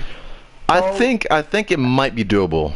A 0 stopper. If a 0 stopper would probably be doable if it was in the rules. Yeah. Unfortunately, as we all know, it isn't possible, and therefore I'm going to be exposed on F1 2017. Yep. Because I won 2 races in ILR1, and they're both on the one-stop strategy when everyone else has done 2 or 3. So yes, Paul, I would love to try it, but I am going to get exposed. And that's another thing I need to mention to everybody. We've got the ILR Race of Champions coming up on Sunday. Isn't that right, Jamie? Part of the Triple Crown, is that not correct? Correct, that's correct. That is correct. And what makes up the Triple Crown, Jamie? Just to inform the viewers. So the Triple Crown is basically if you win the Monaco Grand Prix, that's one tally to the score. If you win the Le Mans, that's another tally, and then if you win the Indy 500, you get the Triple Crown. Oh, sorry, my mistake. So the Race of Champions isn't part of it. I'll more put that in the Grand Slam. Why not? Oh, I'm sorry. My apologies, folks. That's in the Grand Slam. That. I just The so anyone Grand knows, Slam. the Race of Champions is isn't the top 10, Jamie, from each league come together for 20 drivers plus the 2 commentators to find out who's the ultimate champion. Isn't that correct? That's correct. That is correct. And as everyone, look forward to Sunday night. That will be 5:30 on Sunday night. Be sure you've tuned in to watch that. Me and Jamie will be in the commentary box. The Race of Champions, the ultimate ILR champion of the year. Who's your favourite for that, Jamie? You said Zallinger in the commentary, didn't you? yeah, I said Zallen. Zallen's probably gonna be the favorite for that one. And we are just moments away from the. If Jack could tweet the link, that would be great. So I'll tweet it up. Hold on. Lickle Blocks is asking if I can make the commentary even more crazy than it currently is. Let me think about that. Can I make the commentary any more crazy than it currently is? What do you think, Jamie? Can I make it any more crazier? Oh yeah, sure. I mean, this is my first ever time probably doing like commentary, so I'm still learning. And definitely, yeah, when the chemistry, when we're flowing, yeah, we'll hype it up even more. Yeah, well, see, to be honest, with the amount of crazy racing we have on the track, we just keep having to get even more hype, to be honest. At times in ILR2 last season, we were falling out of the seats, Jamie. We were calling calling 999 for a packet of soothers to help soothe our throats. It was terrible. You know, we're pushing our bodies to the limit in the commentary box, let alone on the racetrack, because the driving was so good. So, yes, we are now continuing to wait. Yes, I am stalling for anyone asking. If there's an Ask Andy out there for are you stalling? Yes, I'm stalling, but yeah, we're stalling. Lineups, and are we ready to run? Yeah, you could. Are you in the group chat? The one that has me, you, and yeah. I've got the lineups right in front of me. Okay, so you better have the updated ones. I don't want to have you having a disaster live on oh, what is already up? What is Zallen one already up? Sure thing. I'll just spectate him on qualifying laps to give me something to watch. But Zallen out on the racetrack at the moment. no, we're just readying up. What allocation should I go for? No, I'm just kidding. All right, I'm gonna spectate Zallen, and we've got the little thingy going on. So, all right, you ready for this? You better believe it. I think everybody else is ready. Alright, let's do it. People fuming. I'm taking my sweet time. Yeah, it's like when you watch a TV show like Who Wants to Be a Millionaire. It's £1 million question, and they go for a TV break, Jamie. That's what this is like. Zallen better not retire because I'm just gonna spectate him. Okay, so you want to take it away with ILR 1? Yeah, I'll take it away with ILR 1. I hope everybody else is ready for it. I'm just going to plug my charger in, take a little bit more time and put everybody else on the edge of their seats. But yes, we are ready to go.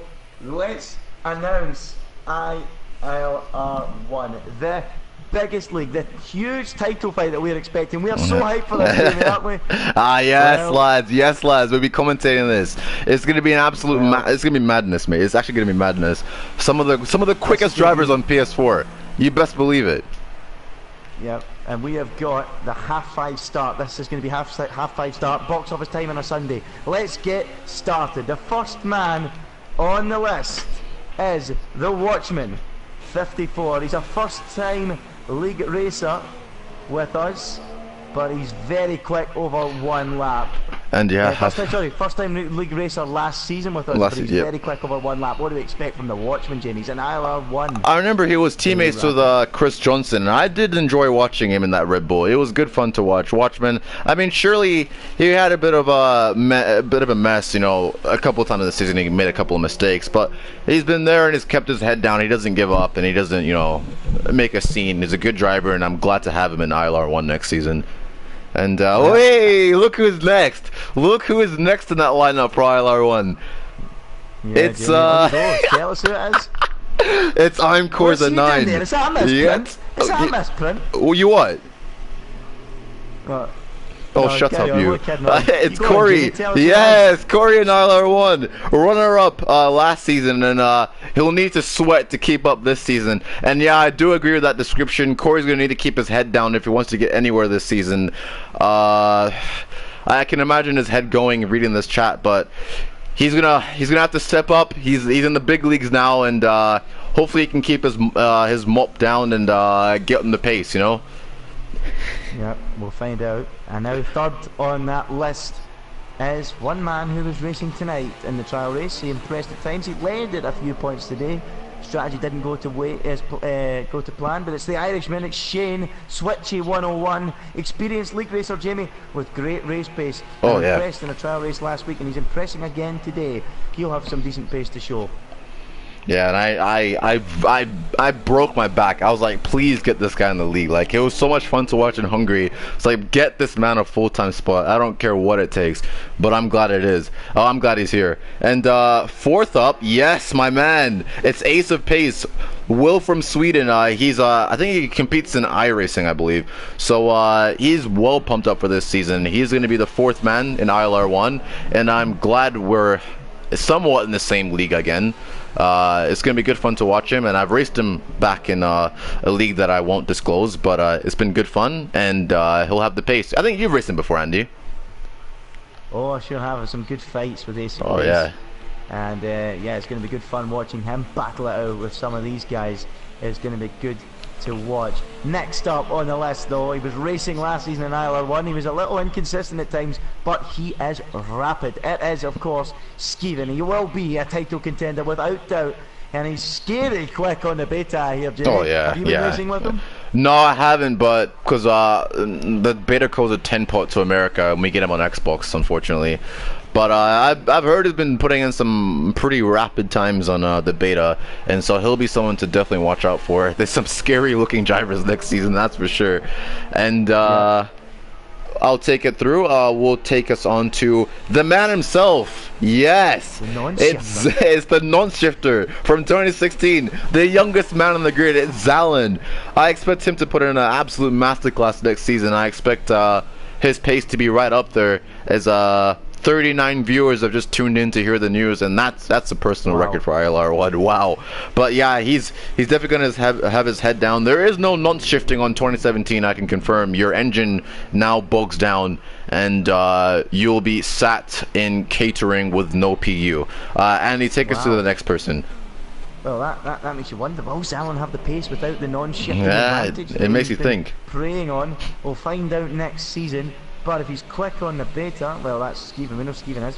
We'll find out how quick Zalin is. But now let's move on. Bulletproof. He is going to be racing F1 Sean McGurk. He will be racing in ILR1 as well. Is it a surprise inclusion? Because he's not been rapid. But all know, we've raced him before. He can deliver. Oh, yeah. Consistent at times, though. He's got a point to prove to stay in ILR1, though, doesn't he, Jamie? Let's be honest. Yeah, I don't know. He was quick actually in Abu Dhabi. He just blew out a tire, and that was it. And 41 viewers have now streamed in. Wow, that's a lot of people. As Zalin is putting on a show on the gravel.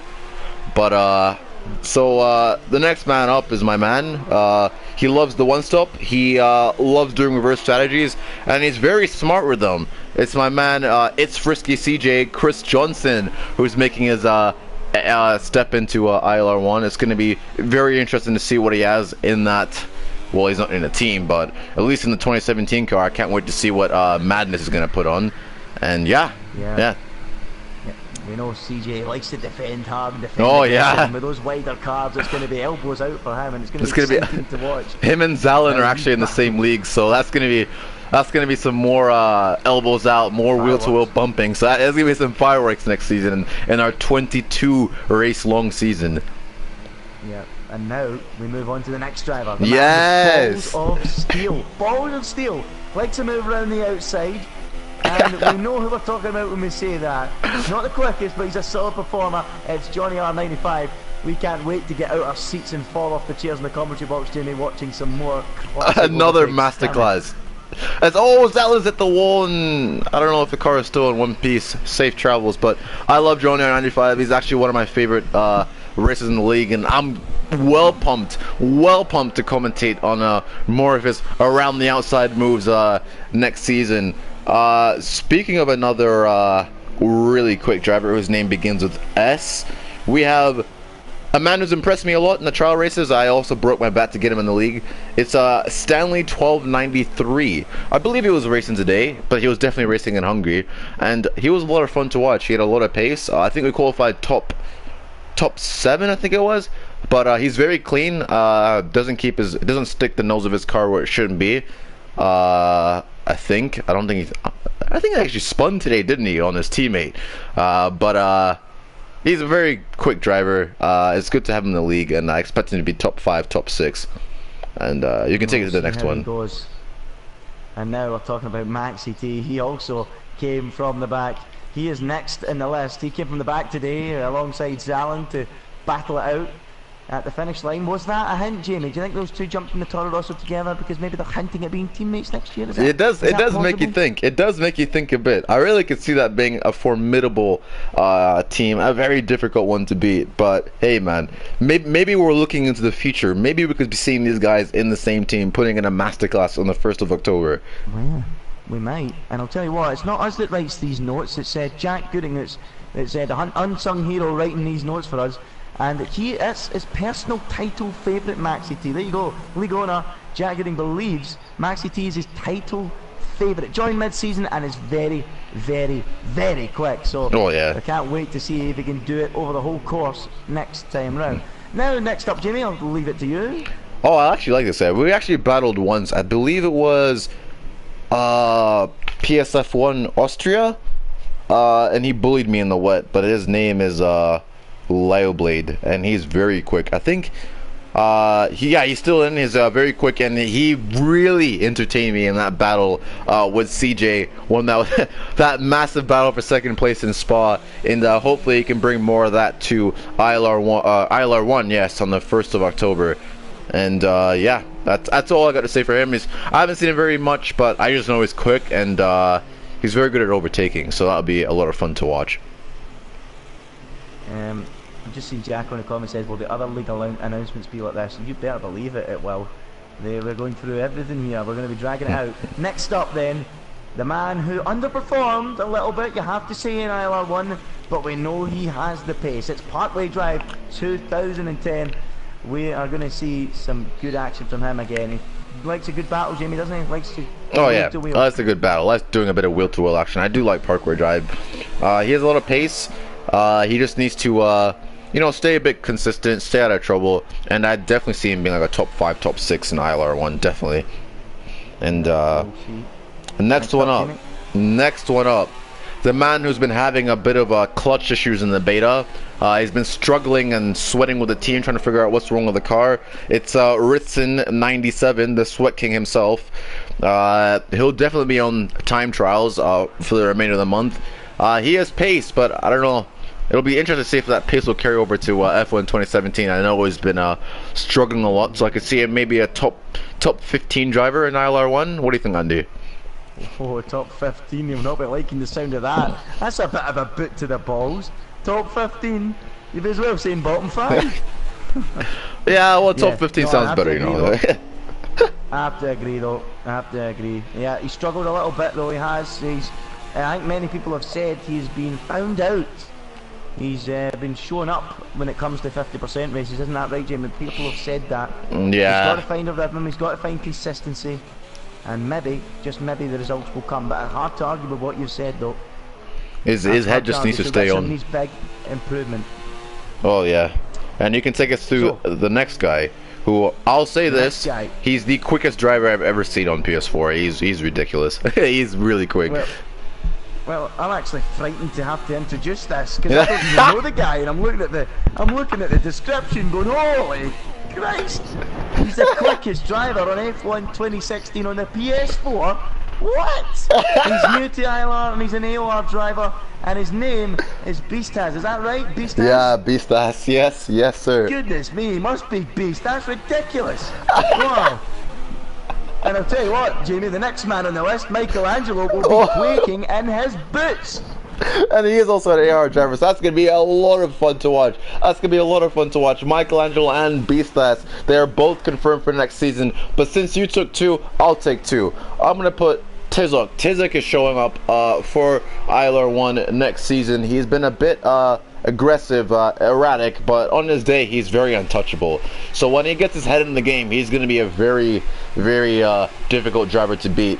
And the one following him is the man himself, the Dutchman, the dark horse, very quick when he has the chance. His name is Dirty Apex Hunter 1, and he's going to be a really interesting one to watch, because I mean, you have guys who are so quick. I'd love to say he'll be top 5, but one day he's 3rd, and the next day he's 11th, because it's so close. This field is so competitive, and it'll be a lot of fun to watch. And you can take us through the man himself, this guy. Yeah. The man, yeah. Before we do go into him, I just want to say, Dirty Apex Hunter, he really impressed me in Monaco in that trial race, Jamie. Oh yeah.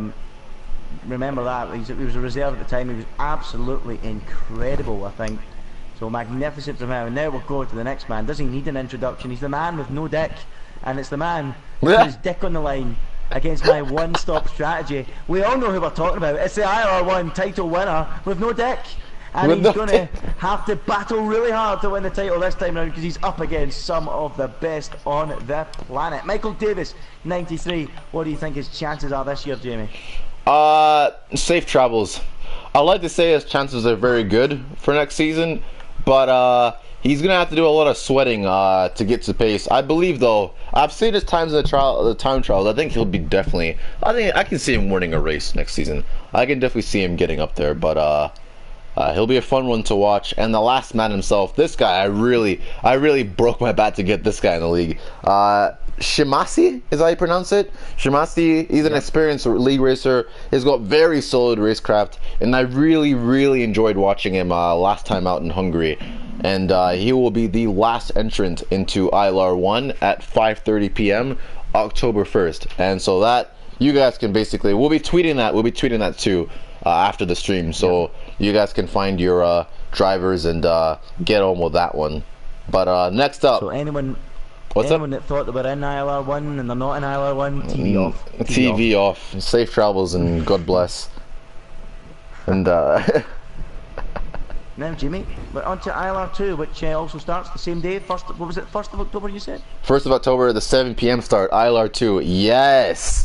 Yes. And I got us going last time, Jamie, so you can get us going with ILR 2. Well, I have no clue how to pronounce his name, as I've probably been butchering it all season long, but it was Michelangelo's former teammate. His name is Four-Sticks, the man who pulled off an absolute one-stop masterclass in Spa. Four-Sticks, who had a very good outing in ILR 2, is very consistent, but I say he could be even a potential title contender. What do you think, Andy? Well, it's going to be interesting, you know. I mean, we know ILR 2 seemed to be the more competitive league, the quicker league last season, so it's going to be very interesting to see how Four-Sticks slots in. As it says here, a consistent point scorer. We've seen him always get to the end of the races, always in the points. Not always at the front, but certainly in the points. And yeah, there is argument there for him contending for this title. It's not going to be as quick, ILR 2, as it was last year. So yeah, absolutely, Four-Sticks, certainly some podiums in there, and possibly some victories that could carry him towards a title. Yeah, oh, definitely. Absolutely. So, next up, we have got the Scotsman from Inverness, whose team was relegated to the championship last year. I'm going to keep saying that because it's absolutely brilliant. It's Bartwood. He's had some good outings last season and some not so good ones. He needs to find some consistency, Jamie, to be even thought of a title contender. We know he's quick. We know he can be quick, but he needs to be consistent. He just needs to be consistent. I don't know. I've seen him when his head's well on. He's actually like almost untouchable on his day, I'd like to say. But you know, once he gets his head in the game, I'd like to say he would be what, a top 5? Top 5, definitely in the league, top 5. And if he can keep it together. And here's another guy who's one of my favorites in the league. It's he's very good for he's using wheel for the first time, is what I've heard. And his name is Flexi. Hey, Flexi, welcome to ILR 2. 7 p.m. start. Flexi stepping down from ILR 1. Not saying he's an awful driver or anything, but he'll bring something new to the table, you know. Like, I've enjoyed racing him, even though we've collided at least like 3 times last season. But he's been hands down my favorite person to battle, and I can't wait to see what he has in store for next season. Well, I have to say, Jamie, add to that. If ever, Yeah. when I looked at the list, that was the big surprise on it. To see him in ILR2, I was like, you know, about 10 minutes ago before we started announcing, I said, what the hell are some of these guys doing in ILR2? And yeah. Yeah, he's actually quite quick. I'll give it to him, but it'll be fun to see what he can do in ILR2. But next up is Carl Meds. He's new. He was in ILR2 last season, and he's been very consistent. I believe so he's looking to score points where he can and stays out of trouble. Doesn't cause any collisions. He'll be a fun one to watch next season. I'd say he'll be top 10, maybe top 10. What do you think, Andy? As Andy has probably fallen off his chair, so I would take the fifth man. Yes, the Scotsman, probably a title contender if he can adjust to the new game quickly enough. It's Paul McGuinness, 92, the man himself, one of my favorite drivers in ILR, and he's stepping into ILR 2, and hopefully he'll probably find some pace. I hear he's struggling a bit on the beta, but hey, you know, there's times to improve. We have a month before the game kicks off, and yeah, the next man up, he barely joined in just, I think, 2 weeks ago. He's very aggressive. He's very fun to watch.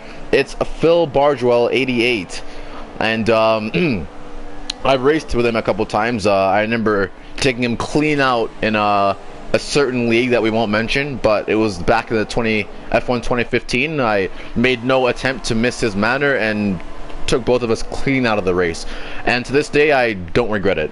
The next man up, if he doesn't connect, I don't see why he wouldn't win any races. It's Audio Gorilla, who has been showing some very consistent pace on F1 2016. Loves a good crash sometimes, but on his day he's very, very quick. And yeah, I don't see why he wouldn't be a title contender. And next man up, he's a newcomer, and he gets in my head sometimes. He shows some solid pace when he keeps out of trouble, and he is a mid-pack racer. It's Nicolo WLF. He's a bit of fun to watch in the mid-pack. He definitely makes the mid-pack what it is, and hopefully he'll be there showing up some pace in ILR 2, not finishing in 19th or something like that, like he did in Abu Dhabi last time around. And yeah, the next man up, who I should be in ILR 5, but he'll be happy to score points and just not DNF, is Lukey Luke. So he is in ILR 2, and he can no longer chat rubbish to me for that anymore. But on his day, you know, he can score some points. He had a miserable start to the season, but he turned the engine up after that break, came back, got his head well on, and scored points from every race there on. I think he did. Yeah, but next one up, possible title contender. In Jack's opinion, I think he's pretty quick. He's pretty decent. He showed some promising pace last season. His name is It's Me 12321. One of my favorite PSNs. A funny PSN, but I enjoyed commentating and watching him race. He'll be in with a shot, followed in by Jack. Oh, hola, Jack. I'm here. Hey, Hello. do you want to help me take over ILR 2? Yeah, can do. Well, All right. After It's Me 12321. let's have a little look. What we got here? No, what's all this? What's all this? Are you on the? Me, and then after, so I've announced it's me, yeah. So he's in the island. Yeah, he's in. He's certainly going to be up there. He showed good pace last season with some of the quick drivers in ILR 2, and he scored. He's close to a few podiums, a good fourth, good position, but a slightly group of slower drivers. I mean, they're not all slow. I mean, you could say half of these guys can easily go in ILR 1, to be honest. And, yeah. And the next man up is this guy's actually quite quick, and I think if he sweats up, he could probably look for a the championship. His race pace isn't quite the best, but his qualifying pace is quite rapid. It's Tau S78, the man himself who made the ILR header, one of the best looking headers I've probably ever seen in my life, and I can't stop looking at that. So thank you very much for that, mate. I appreciate it, and hope to see you put on a masterclass next season, and I will announce the next person because it'd be awkward for you to announce. But lining up, he's been all over the shop. He's not really one of my favorites up there. He hasn't been very quick, and he lacks the one lap pace. It's the man I'm talking to right now. It's Jack Gooding, the co-owner, or as Evil Dragon calls him, Jasag2207. He will be on the grid for ILR2 next season, and hopefully he can screw his head on and put on a strong performance. And yeah, that's all my opinions. Depends if I use the wheel or not. If I'm using the wheel, I'll be P20 then, every week. Yeah, safe travels, God bless. I'll end up crashing with the safety car. Yeah, cheers, Andy. That's how you return to the stream. You want to take us through this one, Jack, or Andy?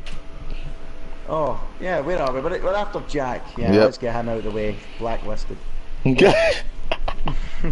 Next up, we have Gullid. We're expecting a lot from him. It's great to have him in the league. Always an exciting, friendly character. Always likes a laugh. One-time teammates with Jamie in our league, and they came to blows a few times in a close title fight. He's a solid driver, and we can expect him to score some solid points when he shows up. We want to see you every week. We want to hear your lovely voice every week. We want to see you drive the wheels off it and get you in front of Jamie in the championship, because we know that winds him up. Isn't that right, Jamie? I wish it was, but sadly it's not. Next one up, the man who lacks the consistency and needs to keep his head well on. It's EFC Matthew. He'll be making his start into ILR2 next season. Hopefully he can keep his head on, and he says he's one of the world's fastest drivers on the 2017 beta. Even faster than TRL Limitless and TRL Martin and those guys. They can't get near him. So hopefully we'll be able to show that pace next season. Yeah, he's the man that has it. Apparently he's the fastest driver in the world, so we can see what he can put in next season. No, it's coming from him. It's coming from him. Yeah, it's coming from him. Confidence. Yeah. You got to admire that confidence. No, I've never seen confidence like it. Next to be saying Everton's going to win the league, and I'm an Everton fan, and that isn't happening. Next up, and I know Jack's an Everton fan as well. He probably don't even know that, but I was an Everton fan too. But anyway, on to the next one. Buffett Weller. Aggressive. We've seen his aggression on racetrack already many times this season. Aggressive driving style. And it's only his second ever season in league racing, so he's a little bit raw, a little bit rusty, but he's finding his rhythm, finding his zone. And I had a great battle with him actually at the weekend in Abu Dhabi. We had some great fun, and he is staking a claim. He aims to be a title contender. And do you think he can be a title contender, guys? What do you think, Jamie and Jack? Has he got it? Maybe, you know, if he stays out of trouble and qualifies very well, I'd say why not. I mean, he just needs to show consistency. Calling someone a title contender means they have to be there every week showing perfect consistency. I'm not saying he's not going to be a title contender, but that's a very heavy word to throw around, if you know what I mean. I think he showed, at moments last season, he showed good pace. Especially at Silverstone, he got pole, and I think if he curbs his aggression or enthusiasm, let's say, at certain moments, there's no reason why he can't constantly get top 4 or 5. I don't see why not. I don't see why not. There's a good few drivers in the league. Yeah, you can definitely win a few races at least. Depends on how the rest of the season pan out. It's a long season. And then the next one, I'm not going to allow Jamie to announce that one because that would just be silly. So Jack, do you fancy taking this next one away? Let's have a look. Oh no, look who it is. I can't believe I included him. King NJJ, Jam Dog, Disaster Class, Jamie. Yes, lads. He's scraped into ILR2 this season. Sorry? And as my comment says, regarding to his name, I'm going to guess he's going to have low temperatures in his tyres, he's going to have flame engine wear, he's going to rev the hell out the engine, and I'm going to guess he's going to have a few ICU failures as well. Starting in It's not going to be his fault either. It's never his fault. Jamie? Well, essentially what we've been working on this season is we've been working on lower the tire blankets. I've been visiting Pirelli. Shut up. So Jamie, but seriously, what is your expectation next season? Do you think you've got the pace? It all depends on if the boys can bring in a new ICU, a sturdier, more solid engine, and a power unit. And if I've been working with Pirelli the past couple of weeks to understand the tires and how they work, and to keep the tires up to temperature, and hopefully we'll be aiming for a top 5 next season. Yep, of course. And Jamie, would you take us through the next one? Oh no. No. Oh, actually, who is it? Oh, yeah, you best believe I'll take you to this one. All right. So essentially, he is the one-stopping nonce, given a career by his wheel, and as soon as as soon as the one-stop becomes a viable strategy for everyone else, I don't see him anywhere near the top. It's Ginger Andy himself who's in ILR 2. Just because we're co-commentators, it doesn't mean we're going to be teammates, so you can rule that out for a fact. I see him. My teammate, mate. I can see him probably struggling to find pace next season. Andy, what do you think of that? I think you're full of rubbish. I think you're talking absolute mince, Jamie. Oh. I think I've got a reasonable shout. I'm not going to say I'm going to win the title, but I think there's a chance I could compete for it. Get a few wins under my belt. I managed to win a couple of the races last year, so okay, the one-stop strategy's gone, so that won't make it easy, but there's always a chance. And I'm not going to announce who I'm potentially looking at my teammate, but can you guess? Can you guess who it might be? Yeah, I wonder who it could be. I really do. What was that? Oh, you might as well tell everybody. Who is it? It's probably going to be Phil. It's going to be Phil Barker, isn't it? Correct. Yeah. Me and Phil are planning a masterclass next season, and we'll see. Yeah, we'll see about that. We're also going to take your Toro Rosso as well, Jamie. Yeah, behave. Anyway, on to the next one, George. And George is a very, very quick driver, and Jack's also put here one favourites for the title. Will he be able to lift the trophy? We will find out. He's getting quicker and quicker, and he will get even more quicker when he jumps back onto his wheel. So I think he's not on the wheel at the moment. Is that correct, Jack? I think he says he's going to purchase one later in the year, but his current one broke. But he claims that he's even quicker on the wheel. So I mean, he's quick now. I think he's going to be even quicker. I mean, I was close to putting him to ILR 1, not gonna lie. So I mean, he's going to be up there this season, 100%.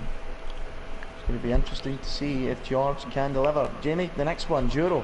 What a man. I watched him perform today very well in the Ferrari. It was actually really good. He stayed out of trouble, didn't break his wing off. He's a driver from Portugal who currently lives in Holland. He's very consistent, he's very clean, and he has great league racing experience. And what do you think about that, Jack? I think he's a great addition to the league. I think he has value. He also racing ability as well. And it's a driver you can trust being side by side with, and that's important. Yeah, and that's very important. I think you saw in China then, like he didn't win the race, but he was definitely in the mix. I think if things do go his way in a race, he can win a couple. I don't see why not. Yep, why not? I think in ILR 2 it does come down to who's going to sweat the most as well. You could easily say there's most of the drivers in that league win races. It depends on the day, and also depends how much they want to sweat. I mean, Andy, he could win this title. How much is he going to sweat? Has he got time to sweat? Same with Paul and Aiden, you know, another example. Yeah, definitely. And here's another one. I'll let you, Andy, take this one away. Well, I will indeed take it away, and it is going to be the final spot in the league. If Andy's sitting there concerned that they're not in a league yet, you should be even more concerned, because if your name's not Lickle Blocks, you're in ILR 3. And he is Mr. Controversial. He'll be right up there this season, we believe, but he does love a little bump and grind, he'll love a little accident. If he can stay out of trouble, he will be winning races. What do you think are his chances? I actually think his chances are quite solid, to be fair. I think he on his day he's actually quite quick. Like, I mean, we don't watch him very often on the commentary box, but suddenly he's like going from 13th to like 3rd or 4th, and he's been stuck there. And he pulled it off a masterclass in Silverstone when CJ's front right blew out. So I expect another strong performance from him this season or next season. If he stays out of trouble. Find out. I think Little Bot's could be a title contender. I really do. I think if he stays out of trouble and if he avoids the crashes, keeps it clean, no reason why he can't be up there. He's a good driver on his day. We'll see how he runs. Now we'll quickly run through the 3 reserve drivers for it. We have got Wizard Fatty. He was racing tonight, of course. We've seen him running around. He will be an ILR2 reserve driver. We've got Rinky Morris in there as well. He's the German driver, reserve driver, ready to fill in at any time. He's got good midfield pace. And at the bottom there we've got Eva 20C. The Portuguese Eva, living in the Bronx, can only make it from time to time, so will be raced when asked upon, hopefully. Slow, but quite clean. So, Jack, I think you said we had to announce ILR1 reserves, but I don't have that in front of me, is that correct? Oh yeah. Yeah, nobody mentioned it, but yeah, the ILR1 reserves are the main aspect for now. He could dip into ILR2, we'll see, he might interchange between the two. He's a very quick driver, very feisty as well. Saw him in Hungary, like some of the moves he was making fantastic. Oh yeah. Hopefully he'll get a good chance, and also John is as well. Gene, he's a late addition. He'll be an ILR1 reserve, and hopefully, I mean, not every driver's going to make it each week. He'll definitely get a chance, and he's got great racing experience. I'm sure he's going to be up there as well. All right. That's going to lead us on to the new edition, ILR 3, Thursdays at 7 p.m., correct? Yeah. Yep, that's right, yeah. I've seen this coming a week ago. Oh no. Oh dear. Well, I'll take us through, right? Okay. So the man who fell in love with 50% races is he's very clean and very experienced, and personally he's one of my favorite friends on here. It's ACDC Jacko. So Jacko's stepping in full time now into a 50% league, and I've raced him a couple times before in a league that I cannot mention, but it's been very fun, and I do enjoy watching him race, and he does love the league, and we love him too. But welcome to ILR 3 Jacko, and he says he could nab, or the description says he could nab a win or two. What do you think, Jack? Oh yeah, oh man, Jacko doing donuts in Abu Dhabi.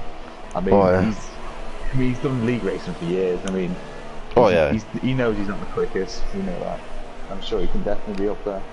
I mean, can he get a few wins? Maybe. I mean, he can definitely get some podiums. It'll be interesting to see who he partners up with as well, because he's going to be a solid points taker for a constructors championship. Oh yeah. Yep. Definitely got a chance of nabbing a couple of wins if everything falls into place and keeps his nose clean. So, you know, we've seen it, as I said, we've seen him race in other leagues, and it's been good to watch him and commentate on him actually in other leagues, so I expect to see some more fun commentating on him. So yeah, good to see Jacko included in ILR 3 and similar company to Pace, it has to be said. Next on the list though, it is Baza. A little bit inconsistent, it's let him down last season, it's the reason he's in ILR 3, but he'll be hoping to stay out of trouble and prove his ability this year. Where do we see him slotting in, folks? I'd probably see, I'd say like top 10, like between like 5th to 10. I mean, when he turns up on his day, he's consistent, he doesn't crash a lot, he just needs to find a bit more pace, but there's a new game coming out and it's a brand new opportunity to find pace. So, I'm glad we gave him another opportunity in ILR 3 to see what he has. I think he lost his way just a little bit towards the end of the season. I think he just trying to prove himself a bit too much, but when he first came into ILR for Silverstone, he scored solid points, looked good. Oh yeah. I think maybe he's got a bit unlucky, maybe just pushing it a bit too hard at certain points, but he definitely can be a top 10 finisher next season. It depends, he might come on leaps and bounds. This is what the idea of ILR 3 is. We don't know, there could be some gems. Yeah, definitely. Alright, who's next up? Oh, so we've got the man himself, who has been showing some decent pace. This one I can see is like a title favorite. He's very quick. I can see him definitely winning some races, definitely getting a lot of podiums. It's MK Born 2000. He's gonna show his hand. I think personally he's my title favorite. I think he can win the championship. I don't know about you guys, but I have him down for the ILR 3 title. If he can sort his connection out, then yes. Oh yeah, that's one big one. Yeah, he showed pace in trial races. He really has. Yeah, he's such a clean, solid driver as well. He doesn't always have the car under control, so to say. Always seems, all capable. Definitely. I mean, he was on the board of going to ILR 2, but just through his connection, I I want to see what he can do there. You know, and if he can comfortably be at the top of this, then no problems pulling into ILR2 next season. Not at all. He's a good guy as well. Yep. He's a very good, quick guy. Oh, and who's next up? Randoms 3-6. Then he's known for some incidents, and he needs to try and clear them up this season. Next season coming on F1 2017. It's not going to be easy with the wider cars, of course, so he needs to try and stay clean to do well, and he'll be hoping for some solid points finishes. Definitely. Randoms is the one to watch. I did have a collision with him in Canada, but maybe I'll take the blame for it. But he does love a good shunt, but if he keeps his head on and he stays at it and doesn't get into any trouble, I could see him he actually has some decent pace. Like, he has good race pace. His one lap pace isn't the best, but his race pace is pretty good.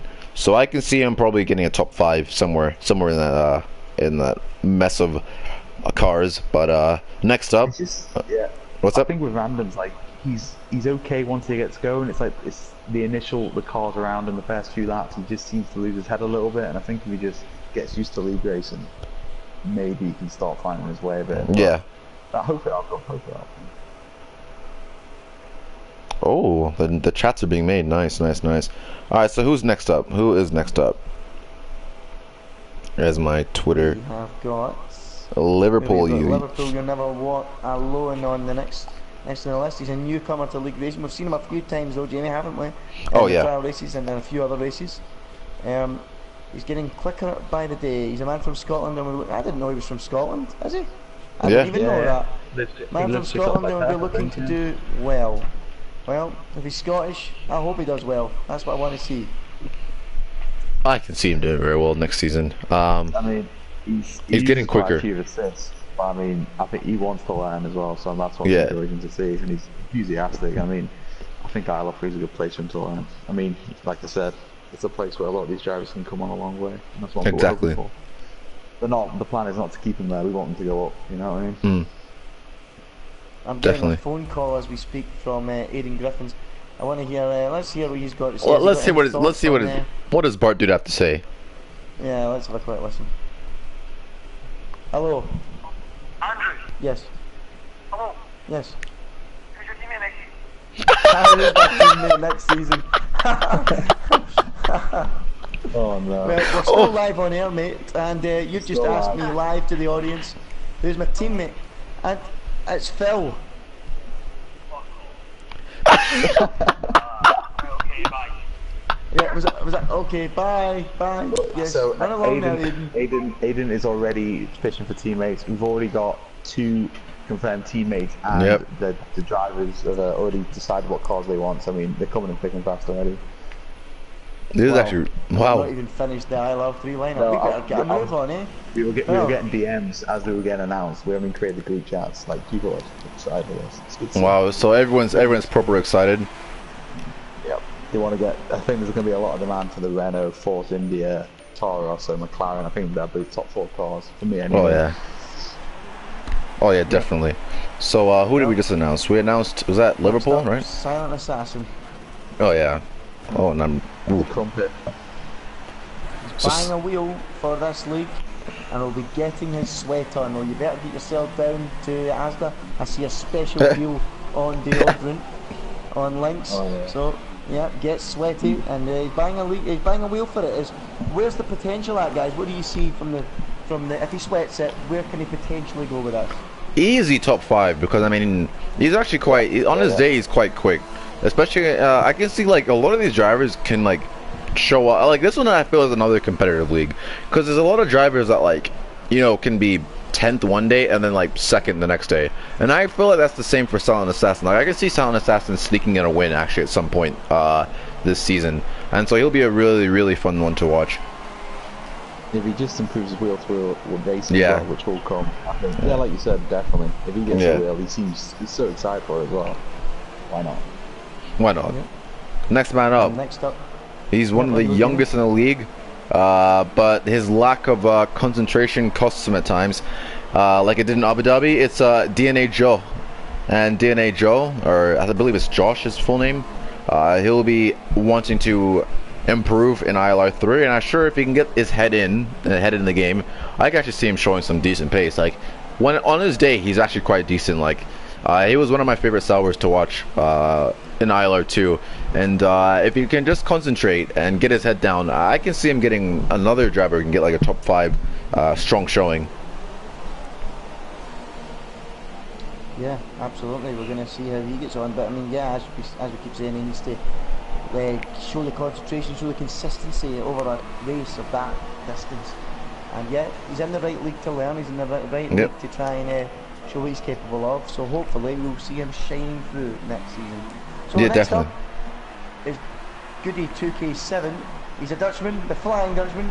We'll be looking for solid points this season, and it's his first ever time in league racing. So best of luck to him. What can we expect, guys? Well, actually, I haven't seen him race before, I don't believe. But it's his first ever league racing season, so, and it's great he's in ILR 3 because we know we're here to help, you know, get people into the league racing scene. And it'll be fun to see what he can do. If he can keep it clean, you know, we'll learn about the, because, you know, racing against the AI and racing online is different. So if he can adapt quickly, I can see him being a solid driver, you know. If he has the pace, then why not? I can see him being top 10. Yeah, absolutely. Who's Next up on the list? next man up looks like it's he's a new guy to league racing. He'll be happy to score on a regular basis. It's Arctic Monkey 366. I think I may have seen him race once, but I don't think he finished the race. But surely he'll be wanting to prove me wrong next season.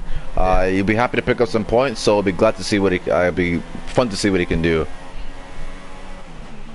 No, this is quite interesting. The next one, the descriptions go the full length of the page for everyone else. This one is just 2 words, Yep. and it just says Title favorite. And Yes. that is X Danny 420. Jack, you're obviously the man that writes this. Why is he the title favourite? I mean, he was going to be in ILR 2 on Sunday. I mean, but he's got another league race at that time. So I mean, I feel it's unfair for him and other drivers that he's missing qualifying every single time. So I mean, we spoke to him and he's happy to go in ILR 3. I mean, he races in multiple leagues. He's clean. He's solid. He's going to be up there, Andy. 110%. Yeah, him and I definitely. There's a few people. Him, MK Bourne, Dan Clock 25, Jacko, Suleiman Cha, who's still to come. There's a group of them that are going to be up there, and the rest will be playing catch up. And to be honest, I see a lot of them can play catch up as well. That's why I'm intrigued to see how this league's going to go. Oh yeah, and I know Danny. Man further down He's like there that we need to include as well in that list because of his showing tonight. But we'll get to him soon. But yes, next up is Mr. Crumpet. Hey. In another league. We enjoy commentating on him as well. We expect a few wins from him this season. If he sweats, he could be a title contender. We'll see how he runs. That's Dan Clark, of course. What do we think about that? He actually has some pace. On his day, he has pace. Like, especially in the league that I can't say. He's been showing, I don't know, we've raced a couple times and I remember it was chasing me down in Canada at like a couple seconds a lap and my heart was doing flips, but I know he has pace and I know if he can get his head on and concentrate, I think he can probably he's definitely a title favorite. Or a contender at least. If he doesn't disconnect anyway. Yeah, if he doesn't disconnect at least. Next man up, RWE 2907. And he was another guy who today had a disaster after the safety car restart. Went from 1st to 9th in the span of 3 laps. But he didn't lose his head. He didn't crash into anyone. He just kept his head on and kept driving his own race. And for that reason, he's going to be in ILR 3. And we'd like to see, you know, we're giving him an opportunity to see what pace he has and what he can do on the grid.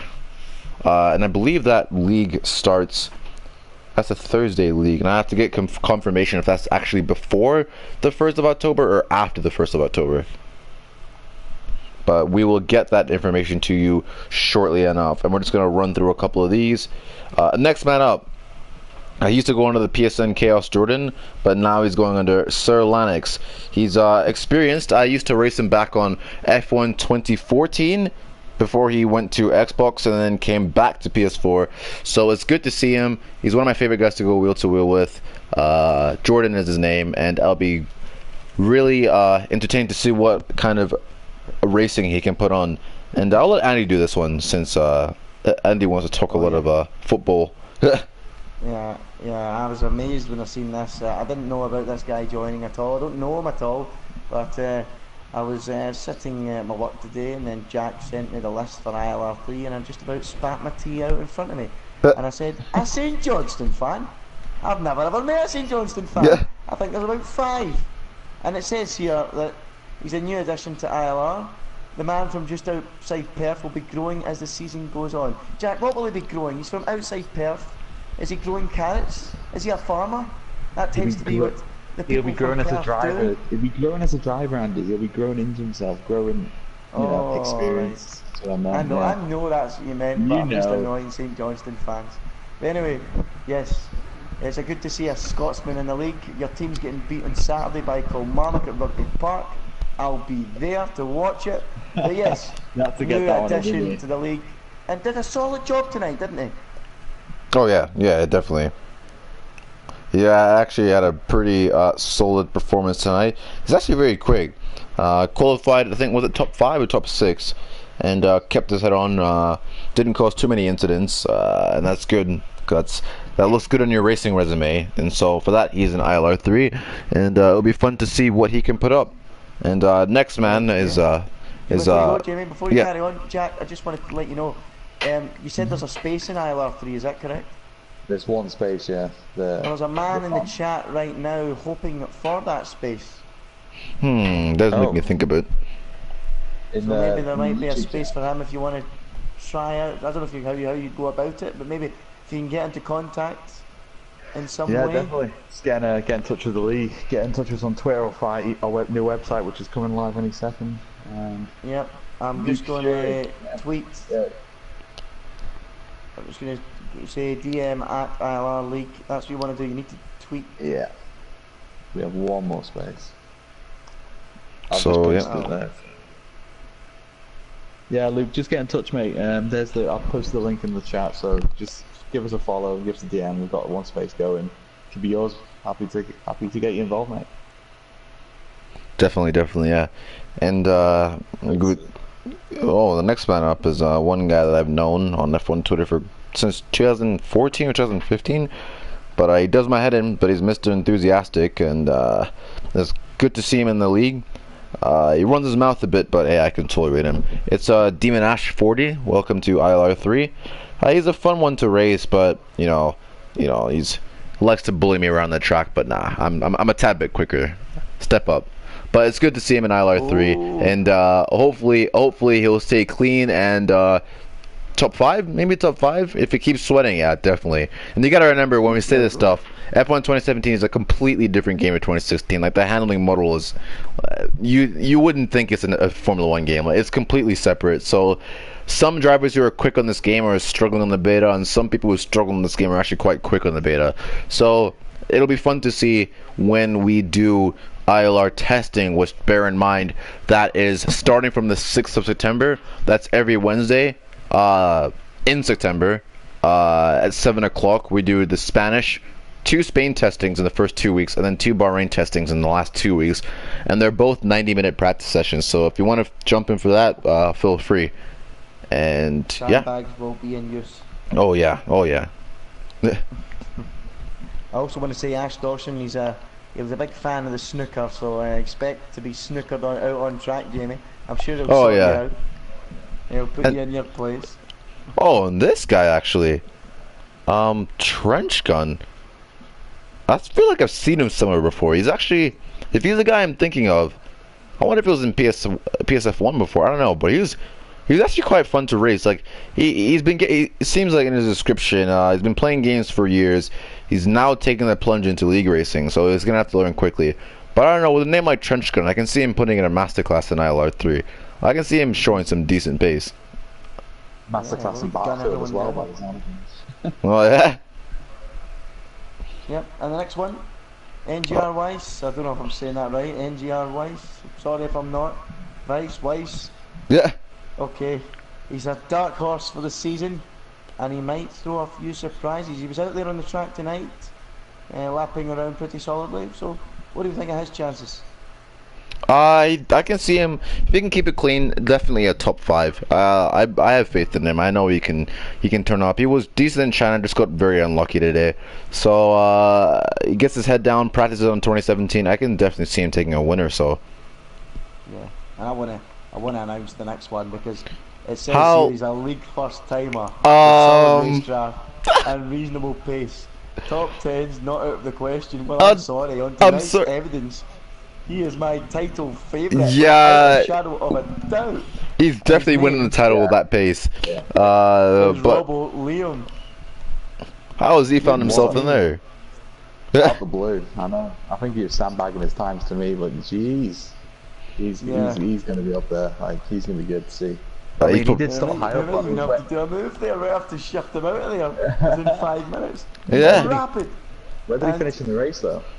He qualified on pole, and then he didn't finish the race. I don't think because he had a collision. Well, there you go. Maybe that's why he's there.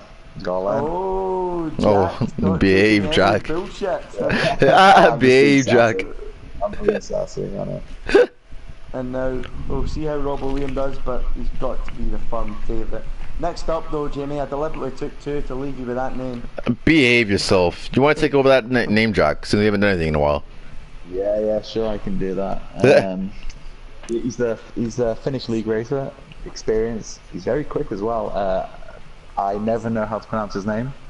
He's done a few trial races I've commentated, and I try my best, but I just go for Suleiman Talajaja.